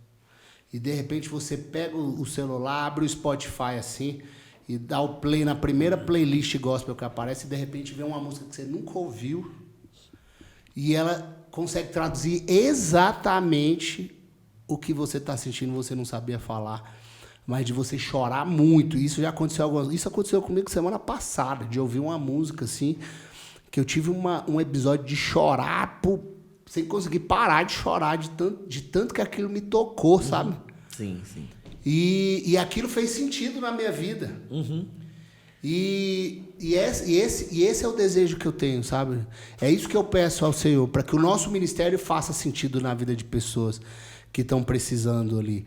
E muitas vezes a canção que vai fazer sentido não é aquela que tem milhões de plays, é aquela música que está escondida ali do lado, na época quando tinha vindo do lado B, né, do disco, né, aquela lá no meio ali, que de repente faz sentido na vida de alguém, sabe? Uhum. E eu acredito muito nisso, no poder do sentido, mais do que no do sucesso.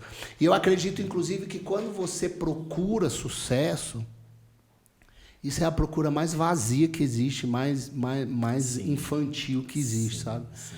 Mas quando muitas vezes você não vai em busca do sucesso, mas Deus te dá alguma coisa que faz sentido na vida de alguém, aí você se surpreende que não faz sentido na vida de faz na vida de 10, de 20 milhões, de milhões de pessoas, né?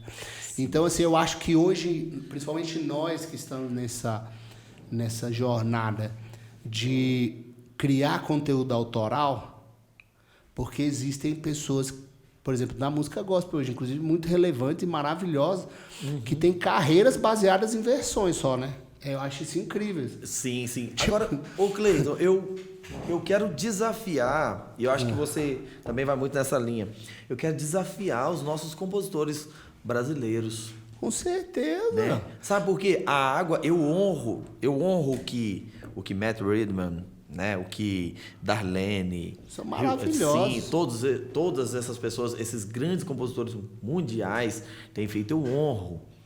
Mas eu sei que da água que eles bebem, nós também podemos beber. Sim. Sabe? E eu quero desafiar esses compositores. Rapaz, e eles também estão procurando uma referência. Eu recebi uma vez, recebi uma mensagem no meu celular de um grande amigo meu.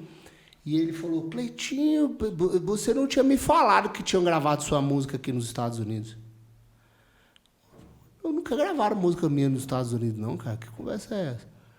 Ele me manda um áudio. Tem uma música que eu escrevi que chama Paixão e Devoção. A gente gravou até num disco nosso, chama Lado B, com a Mariana Valadão, né? As lágrimas que eu choro lavam o altar. Depois o pessoal pode pesquisar no Spotify. Uma igreja gravou essa música em inglês, sem pedir autorização nos Estados Unidos. E ficou a coisa mais linda do mundo.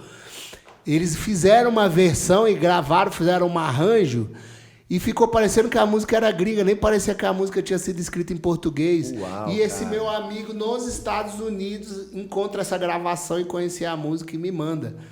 E aí ele falou, não, você não autorizou? Eu falei, não estava nem sabendo disso. Não, vamos processar. Aí eu falei, não vamos processar. deixa aí, deixa rodar. Se acontecer alguma coisa, se essa música começar a ser cantada aí a gente conversa. Mas o que eu aprendi com isso? Eu aprendi que também eles estão procurando referências, estão procurando coisas para que façam sentido na vida deles, como a gente está falando. Então, quer dizer, muitas vezes a gente está tanto nessa fissura de ver o que eles estão fazendo, que a gente para de escrever as nossas histórias, cantar as nossas verdades.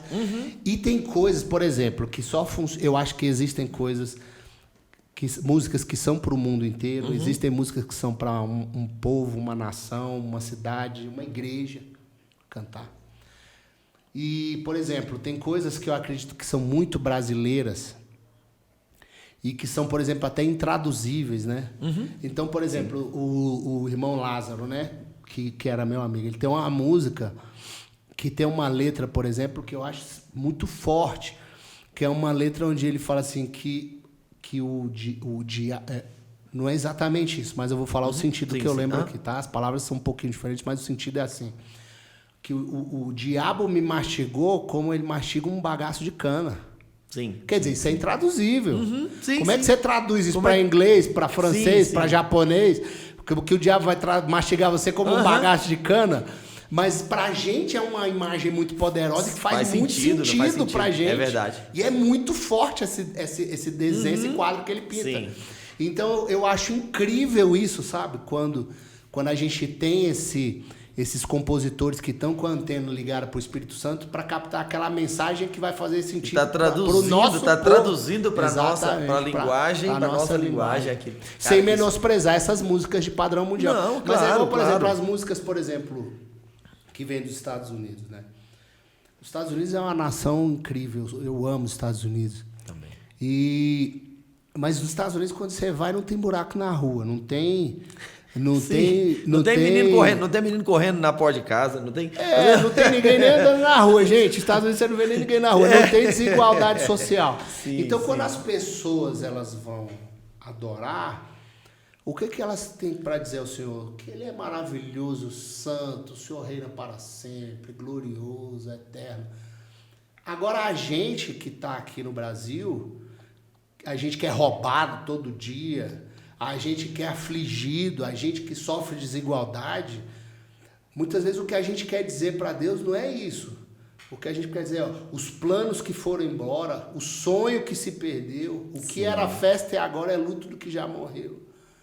Não podes pensar que esse é o teu fim, não é o que Deus planejou. Levante-se do chão, erga um clamor, restitui, Senhor, me restitui, porque já fui muito roubado. Isso é muito forte. Eu me arrepio só de falar essa letra. Por quê? Porque isso é a gente, você está entendendo? Traduz a nossa cultura. Traduz a nossa aflição, a nossa angústia, a nossa alma. Faz sentido, né? E faz sentido pra gente. E não diminui nada as músicas que vêm de lá. Não. Mas eu acho assim que nós, como autores, a gente tem que ter essa sensibilidade de conseguir cantar essas verdades. Que é uma coisa, por exemplo, que o sertanejo faz com maestria. O sertanejo canta, traduz a alma. É verdade. A alma do brasileiro médio com perfeição. Com aquelas histórias de... É igual, por exemplo, tem uma coisa que é o seguinte. Quanto mais pobre a pessoa está na pirâmide social, mais pulsante a música fica, ela fica mais potente. E ela vai falando de assuntos cada vez mais primários.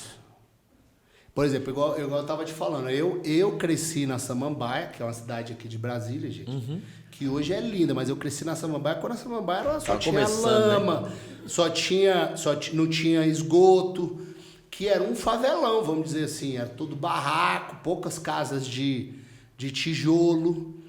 Então, e foi um período maravilhoso da minha vida. Amo esse período da minha vida. Mas ali naquele cenário, por exemplo, de extrema violência, que eu vi gente ser assassinada na porta da esquina da minha rua, de ver policial correndo e de ver, por exemplo, o cara que ele trabalha de pedreiro o dia inteiro no plano, na obra, e quando ele volta para casa, o passatempo dele é passar no boteco e tomar uma cachaça e jogar meia hora de sinuca antes de chegar em casa para dormir. É isso que o pobre tem de passatempo.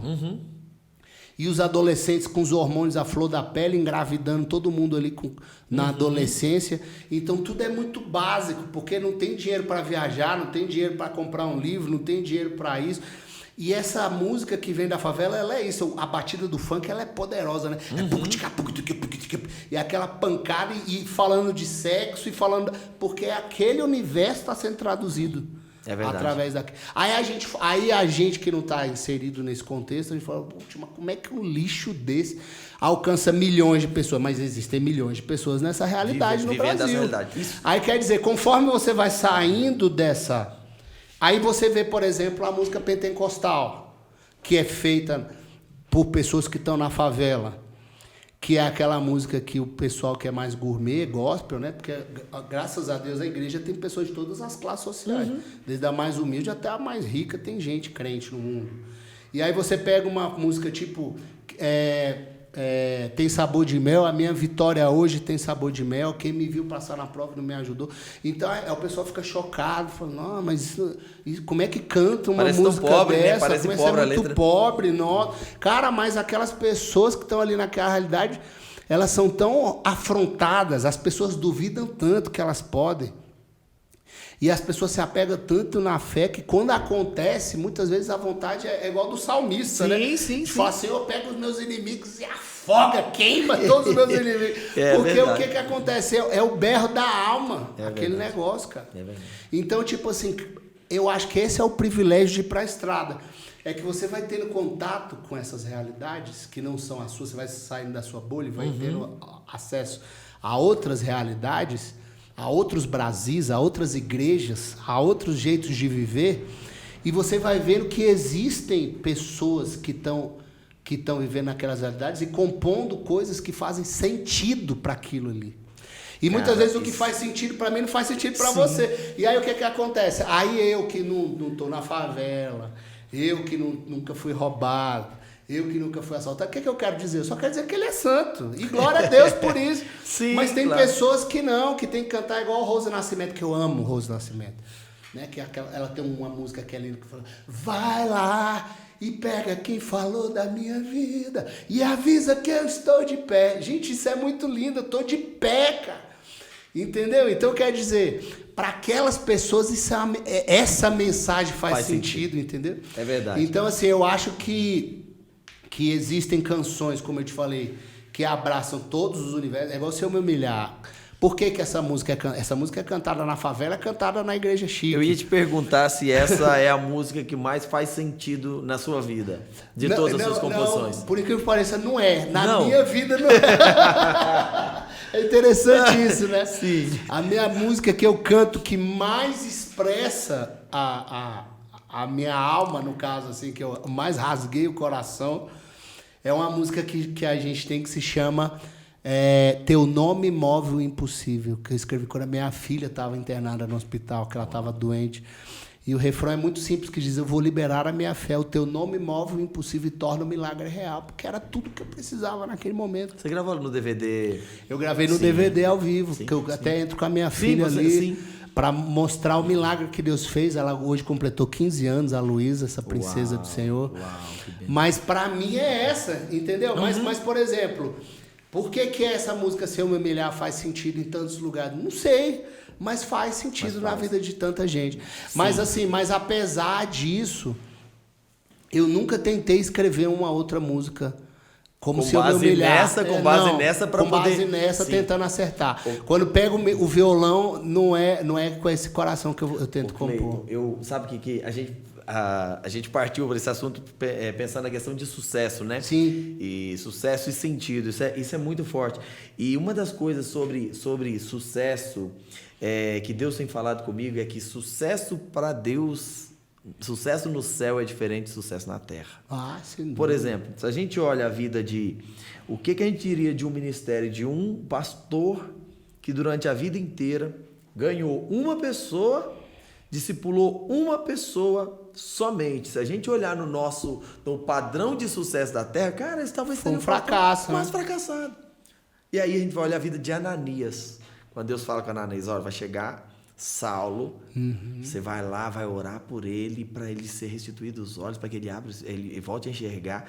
Você vai passar um tempo com ele. E Ananias é aquela primeira pessoa que recebe Saulo após aquela visão.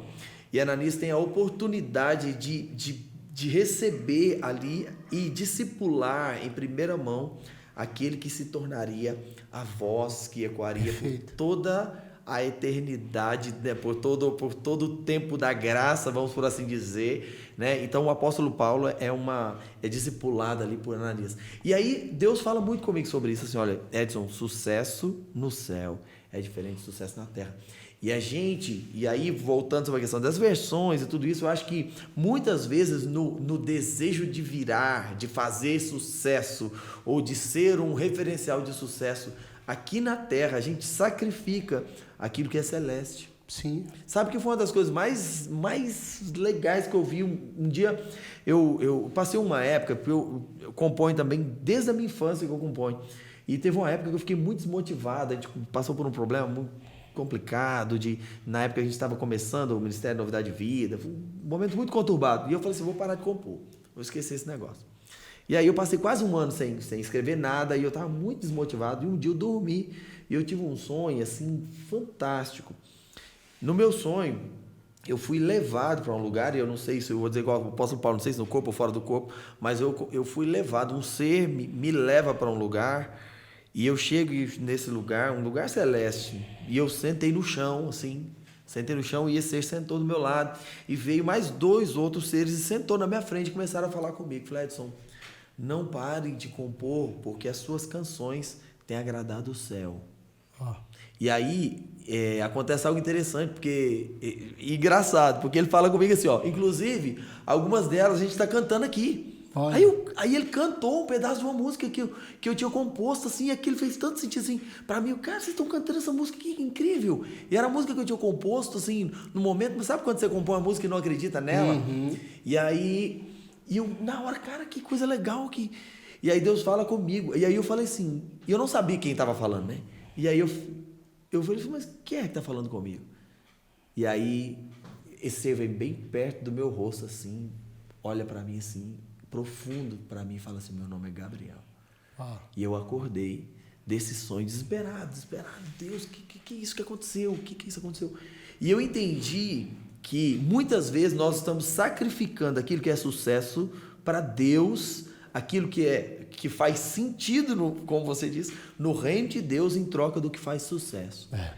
Então eu acho que a maior tentação, e eu acho que a tentação, inclusive, do diabo lá, quando ele é lançado à terra, e a tentação de Adão e Eva é exatamente trocar sucesso, sentido por sucesso. Cara, muito legal, Cleiton. Profundo isso, muito né? profundo. Amém. Bom, a gente precisa caminhar um pouco pro fim, senão a gente fica horas aqui. Exato, mas assim, aqui. Cara, que profundo, Cleiton. Assim, Deus, tô impactado assim, de conhecer um pouco mais, de ouvir suas histórias. E uma coisa que a gente sempre faz aqui é pedir para compartilhar qual talvez foi a história mais marcante do seu ministério, o momento mais marcante do seu ministério. Você compartilhou um aqui muito forte, né? Sim. Mas talvez um momento mais marcante, assim, de algo especial que Deus fez nesses anos que você corre pelo Brasil. Aí, compartilha com a gente uma história. Rapaz, tem uma história que me toca muito, que foi o seguinte: a gente já teve a oportunidade de tocar em muitos lugares lindos, nas igrejas grandes e tal, mas o momento que eu vou levar para a eternidade, que eu nunca vou esquecer, aconteceu em Campo Grande, no Mato Grosso do Sul.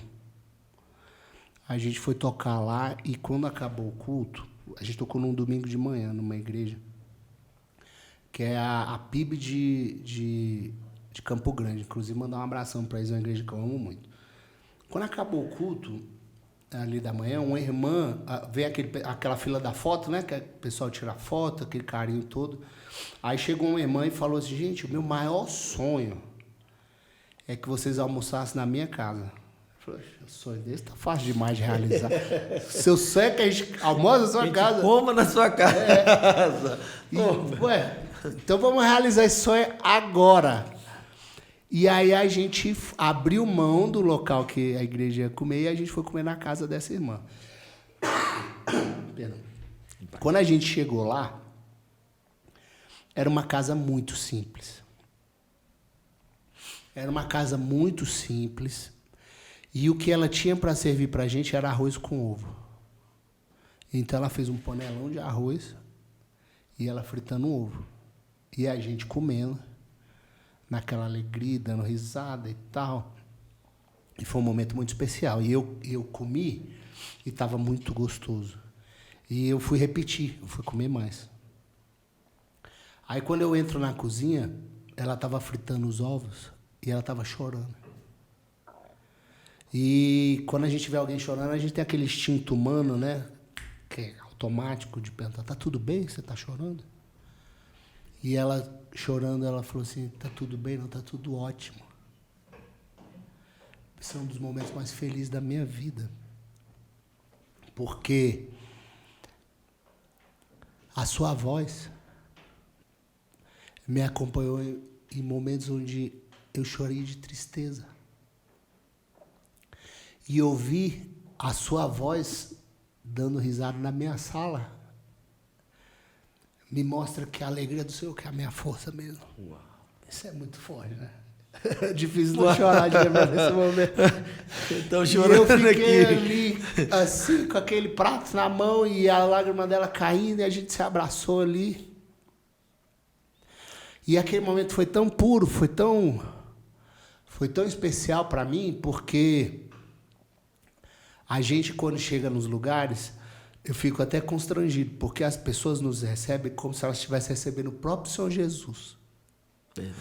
Elas estão recebendo a gente com tanto amor que se Jesus fosse naquela cidade, era naquele hotel que ele ia ficar, era naquele carro que ele ia andar. Era aquele prato que ele ia comer, é o melhor que eles têm para oferecer para a gente. E muitas vezes a gente sempre acha, igual eu te falei, que a gente é inadequado. A minha casa não é bonita o suficiente para o Edson ir lá. Os meus pratos não são bonitos o suficiente para o Edson comer lá. Ai, meu Deus, eu tenho que comprar uma outra casa, eu tenho que ter uma outra vida, eu tenho que ter uma outra roupa para ser digno de você chegar perto de mim. E essa mulher não tinha nada disso.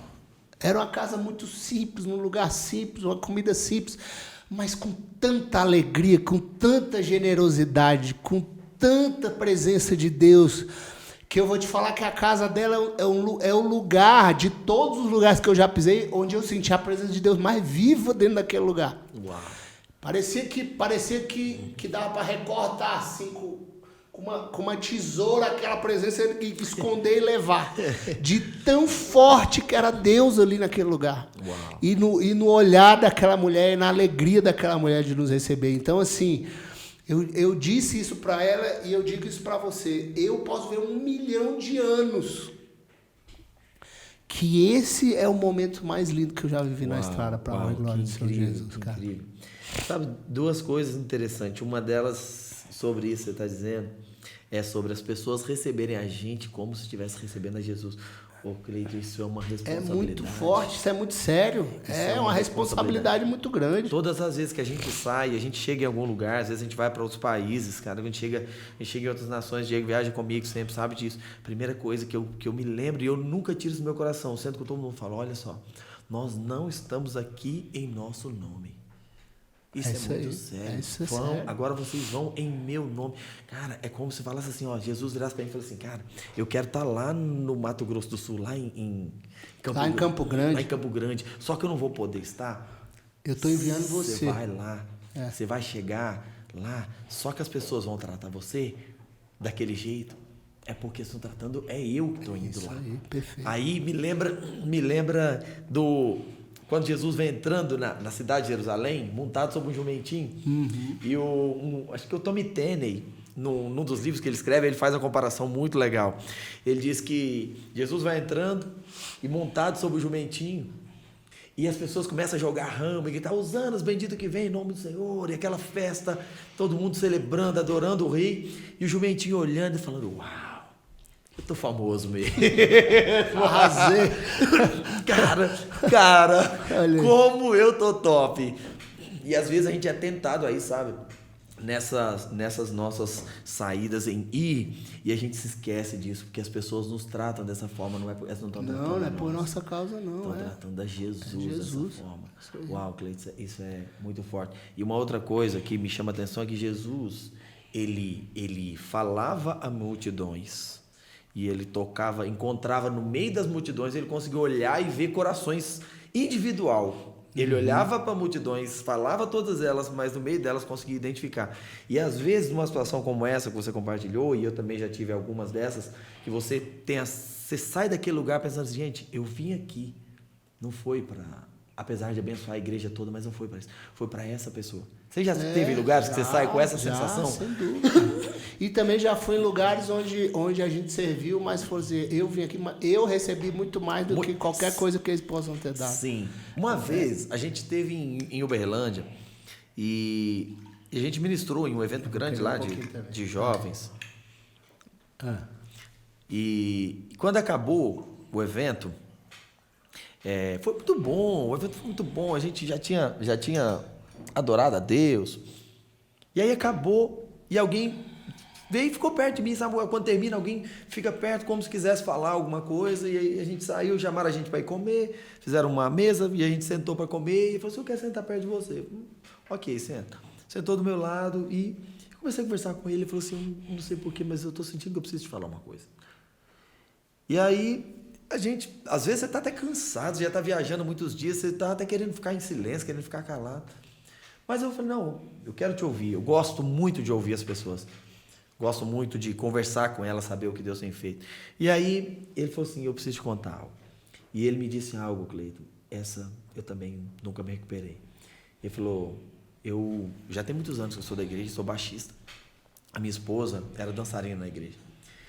E uma certa noite, ela me chamou e começou a falar umas coisas estranhas comigo. Falou, olha, eu acho que vai ser melhor você procurar uma outra pessoa na sua vida. Eu não sou a pessoa ideal para você. E começou a falar algumas coisas e falou, estou indo para casa da minha mãe. Depois a gente conversa, um outro momento. E saiu, sem dar muitas explicações. E foi para a casa da mãe dela, ele ficou sem entender naquela noite. E naquela mesma noite ela se suicidou. Meu Deus. E aí ele falou assim, naquele dia, naquela noite, ele não teve nem tempo de saber o que estava acontecendo com ela, qual era o problema, o dilema que ela estava enfrentando. E ele falou que ficou doido. Por 2 anos ele falou que saía andando em Uberlândia, na cidade de Uberlândia, andando pelas ruas, sem saber o que estava fazendo, porque ele não conseguia tirar aquilo. Será que foi algo que eu fiz? E um sentimento de culpa, de pensar, de pesar. E será que eu podia ter feito algo? E ele começou a me compartilhar aquilo, Cleiton. Sabe quando você começa a olhar para uma pessoa e fala assim, meu Deus, o que eu vou falar para essa pessoa? E eu não tinha nada para falar para ele. E eu escutando aquela história assim, em pânico dentro de mim. Assim, meu Deus, o que eu falo para essa pessoa? E aí, quando ele termina de me contar aquela história, eu falei com ele, eu não tenho nada que eu possa falar para você que pode curar o seu coração. Mas uma coisa eu posso fazer. Eu posso te dar um abraço e orar com você. Eu abracei aquele moço num amor, e a gente orou juntos. E ele chorou. Eu chorei demais com ele, porque eu fiquei... É muito profundo isso.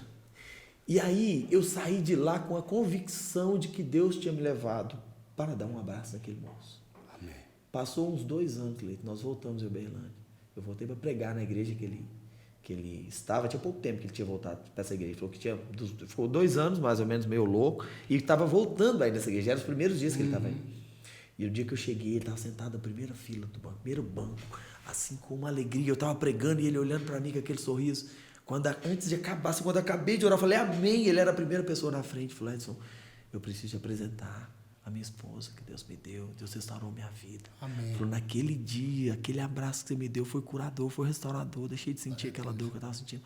Sabe, então às vezes eu tenho essa sensação, sabe, a certeza, a convicção de que Deus nos leva a lugares e a gente ministra a pessoas, mas a gente precisa estar atento a corações como dessa mulher. Ela me deu muito mais do que eu pudesse dar para ela, jamais. Eu recebi muito mais de Deus. Maravilha. Mas a gente pede também uma história engraçada. A gente finaliza com essa aqui. O que você tem? Conta aí pra gente aí uma história cômica. História engraçada? Tem várias histórias maravilhosas. Banda sempre tem, né? Sempre tem aquele cara que é o mais palhaço. Tem uma que eu gosto muito, que foi... Quando a gente estava começando, a gente tinha gravado o nosso primeiro disco. Aí você quer conseguir lugar para tocar, né? Porque... Você toca em todo lugar que aparece, né? Aniversário, casamento, enterro, batismo, qualquer coisa você tá tocando, né? Sim. E a gente tinha recebido um convite que deixou a gente muito feliz para tocar num festival que acontece em Minas Gerais, na Semana Santa, que chama-se Som do Céu. É organizado pela Presbiteriana. Muito conhecido, inclusive, seu Som do Céu. A gente muito feliz, a banda começando, a gente tudo menina ainda. Aí o que aconteceu? Aí o Duarte, mandar um grande abração pro Duarte, meu amigo Duarte. O Duarte com a gente na estrada. O Duarte sempre foi um incentivador do nosso trabalho. E aí o Duarte falou assim, galera, o negócio é o seguinte, tá rolando aqui em Belo Horizonte o Getsemane, que é um festival da Igreja Batista Getsemane, do pastor Jorge Linhares. E lá é um super festival, a gente podia tocar lá. A gente falou, Duarte, mas como é que a gente vai tocar lá? Não, o pastor Jorge é meu amigo. Se eu chegar lá e falar com ele, a gente sobe e toca na hora. Duarte, será, Duarte? Não, é nesse nível. Nesse nível? Então vamos. Entramos numa van, chegamos lá na Getsemane. É uma igreja imensa, linda, né? Sim. E tava lotado, porque o Getsemane na Semana Santa é uma referência. Sim. E lotado de gente... E a gente, meu Deus, já pensou a gente tocar nesse lugar, cara, e tal. E aí o Duarte falou, para a van aqui, e eu vou entrar naquela porta, eu vou lá falar com o pastor Jorge, daqui a pouco eu tô chamando vocês. Beleza, o Duarte entra. Quando o Duarte entra, assim, passa assim 2 minutos, não foi nem 3.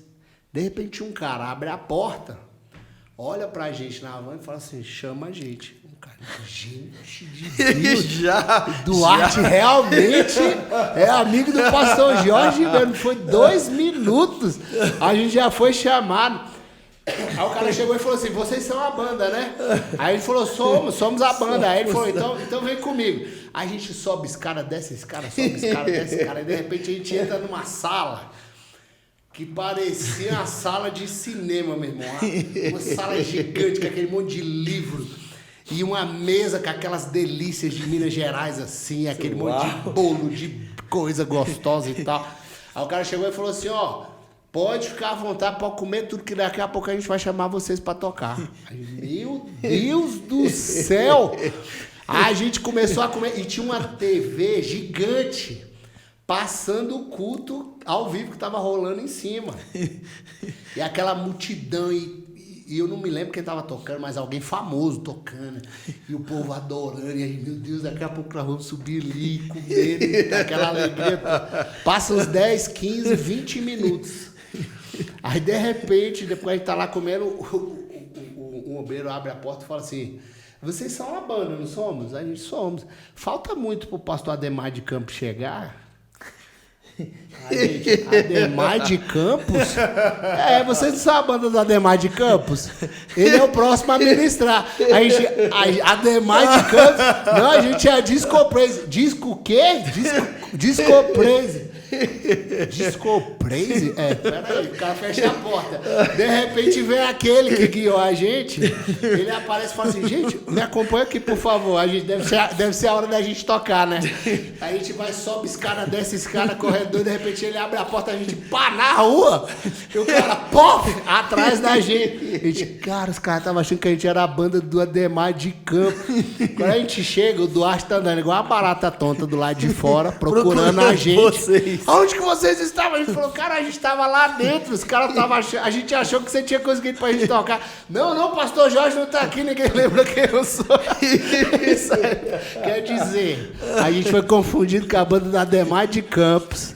Pastor Ademar, você chegou, com certeza não tinha nada pra você comer, mas a gente comeu o lanche todo. Não tocamos, mas comer a gente comeu bem demais, hein? Bem demais. Eu preciso me recuperar dessa aqui. Um abração pro Duarte. O Duarte hoje é um dos maiores produtores do Brasil, né? Mas a gente tem essa história maravilhosa com ele. É muito bom. Eu tô dando pala aqui de tanto ir. Uau, muito boa. Mas a verdade é que a gente tem muitas histórias, né? Amém. E eu quero agradecer você aí por esse tempo tão especial. E assim, a gente só começou a conversa, né? Amém, verdade. Então, irmão. Significa que vai ter que ter volta, né? Com o maior prazer, com certeza. Para mim é uma honra estar aqui com vocês, de verdade. Agradeço demais pelo convite. Vocês são uma bênção, o ministério é maravilhoso, abençoado. E agradeço também a todo mundo que acompanhou a gente até aqui. Uau, sim. E dizer aí a você que está nos acompanhando aí, você vai lá, clica aí no sininho aí, compartilha aí com todo mundo. Amém. Se inscreve aí no nosso canal, tá? Vai estar descrito aí embaixo aí o nosso canal, nosso Instagram também. Se inscreva. E quero mais uma vez aí dizer, cara, assim, obrigado demais. Nós fomos muito edificados aqui hoje. Que isso, que honra. Muito, cara. Você pediu pro pessoal seguir a Discopraise nas redes sociais. Sim, claro, né? que eu quero dizer. Segue claro a que todo gente mundo lá já no sabe, YouTube, mas... isso, lá no Instagram, no Spotify. A gente tá chegando com um projeto novo agora, finalmente, né? Tá vindo? 3 anos já sem lançar nada. E a gente é um milagre, né? A gente diz, porque 3 anos sem lançar nada, irmão. Como é que os irmãos levam a gente pra cantar a mesma música de sempre? Mas agora chegou... A música é boa e não só isso, né, o Cleiton? Eu acho que as pessoas que nos levam a Discopraise, não levam a Discopraise pela música da Discopraise somente, mas leva pela unção, por aquilo que vocês carregam e representam, né? Isso eu acho que é a coisa mais forte que a gente carrega e é por isso que vocês não param. Eu sei que não vão parar. E que linha mais ou menos? Pode adiantar alguma coisa? O que tá vindo assim? Não, tá vindo agora um projeto novo. A gente vai lançar uma música. Quem estiver vendo isso no futuro, né? Talvez a gente já lançou. A gente tá vindo com uma música muito legal, chama Domingo, a música. Legal. Porque hoje tem muito...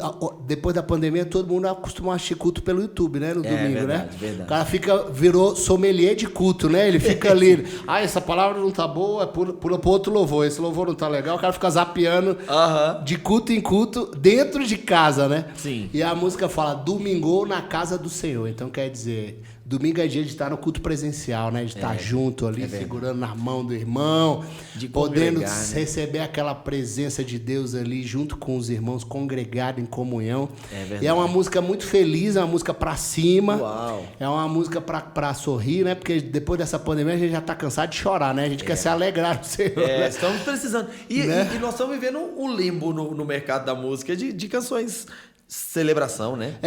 A gente tem poucas músicas de celebração, né? E a disco sempre teve essa característica muito alegre, né? Sempre teve essa característica de música pra cima, feliz. Que bom. E é uma música bem feliz que tá chegando, chama Domingo. É single ou é álbum completo? Essa é o primeiro single de um álbum inteiro que a gente gravou. Legal, cara. E aí são 9 canções inéditas que a gente vai estar soltando aos pouquinhos.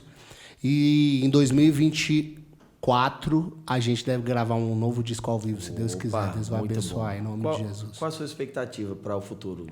Pra gente encerrar isso aqui. A expectativa no futuro? Rapaz, olha, eu já vivi tanta coisa boa em Deus que eu vou te falar que eu não peço mais nada, eu só agradeço, sabe? Tudo que vier é lucro. É lucro. Que ele mandar, eu só tô agradecendo. Tá certo. Acho que o mais importante é a gente manter firme na vontade, no querer de Deus, né? Com certeza. E sermos achados um dia, sermos achados fiéis diante dele, né? Eu acho que isso é a coisa mais importante. Meu amigo, muitíssimo obrigado. Que Deus abençoe sua vida. Leva um abraço nosso aí a Discopraise, todos os meninos lá que a gente gosta demais, a família, seus filhos, a igreja, né? Amém. E espero que você esteja conosco, se Deus quiser, daqui a pouco. Amém. Para mais um episódio aí, que só um não foi suficiente, não. Com certeza, vai ser uma honra. Obrigado. Deus abençoe, tamo junto, cara. Valeu, bom demais. Gente, muito obrigado a todos vocês que estão com a gente. Que Deus abençoe e não se esqueçam. Nós temos a mente de Cristo. Então, viva a partir disso, dessa verdade, sabendo que nós podemos viver a partir do que Ele manifesta em nós. Que Deus abençoe. Até a próxima. Valeu! Valeu!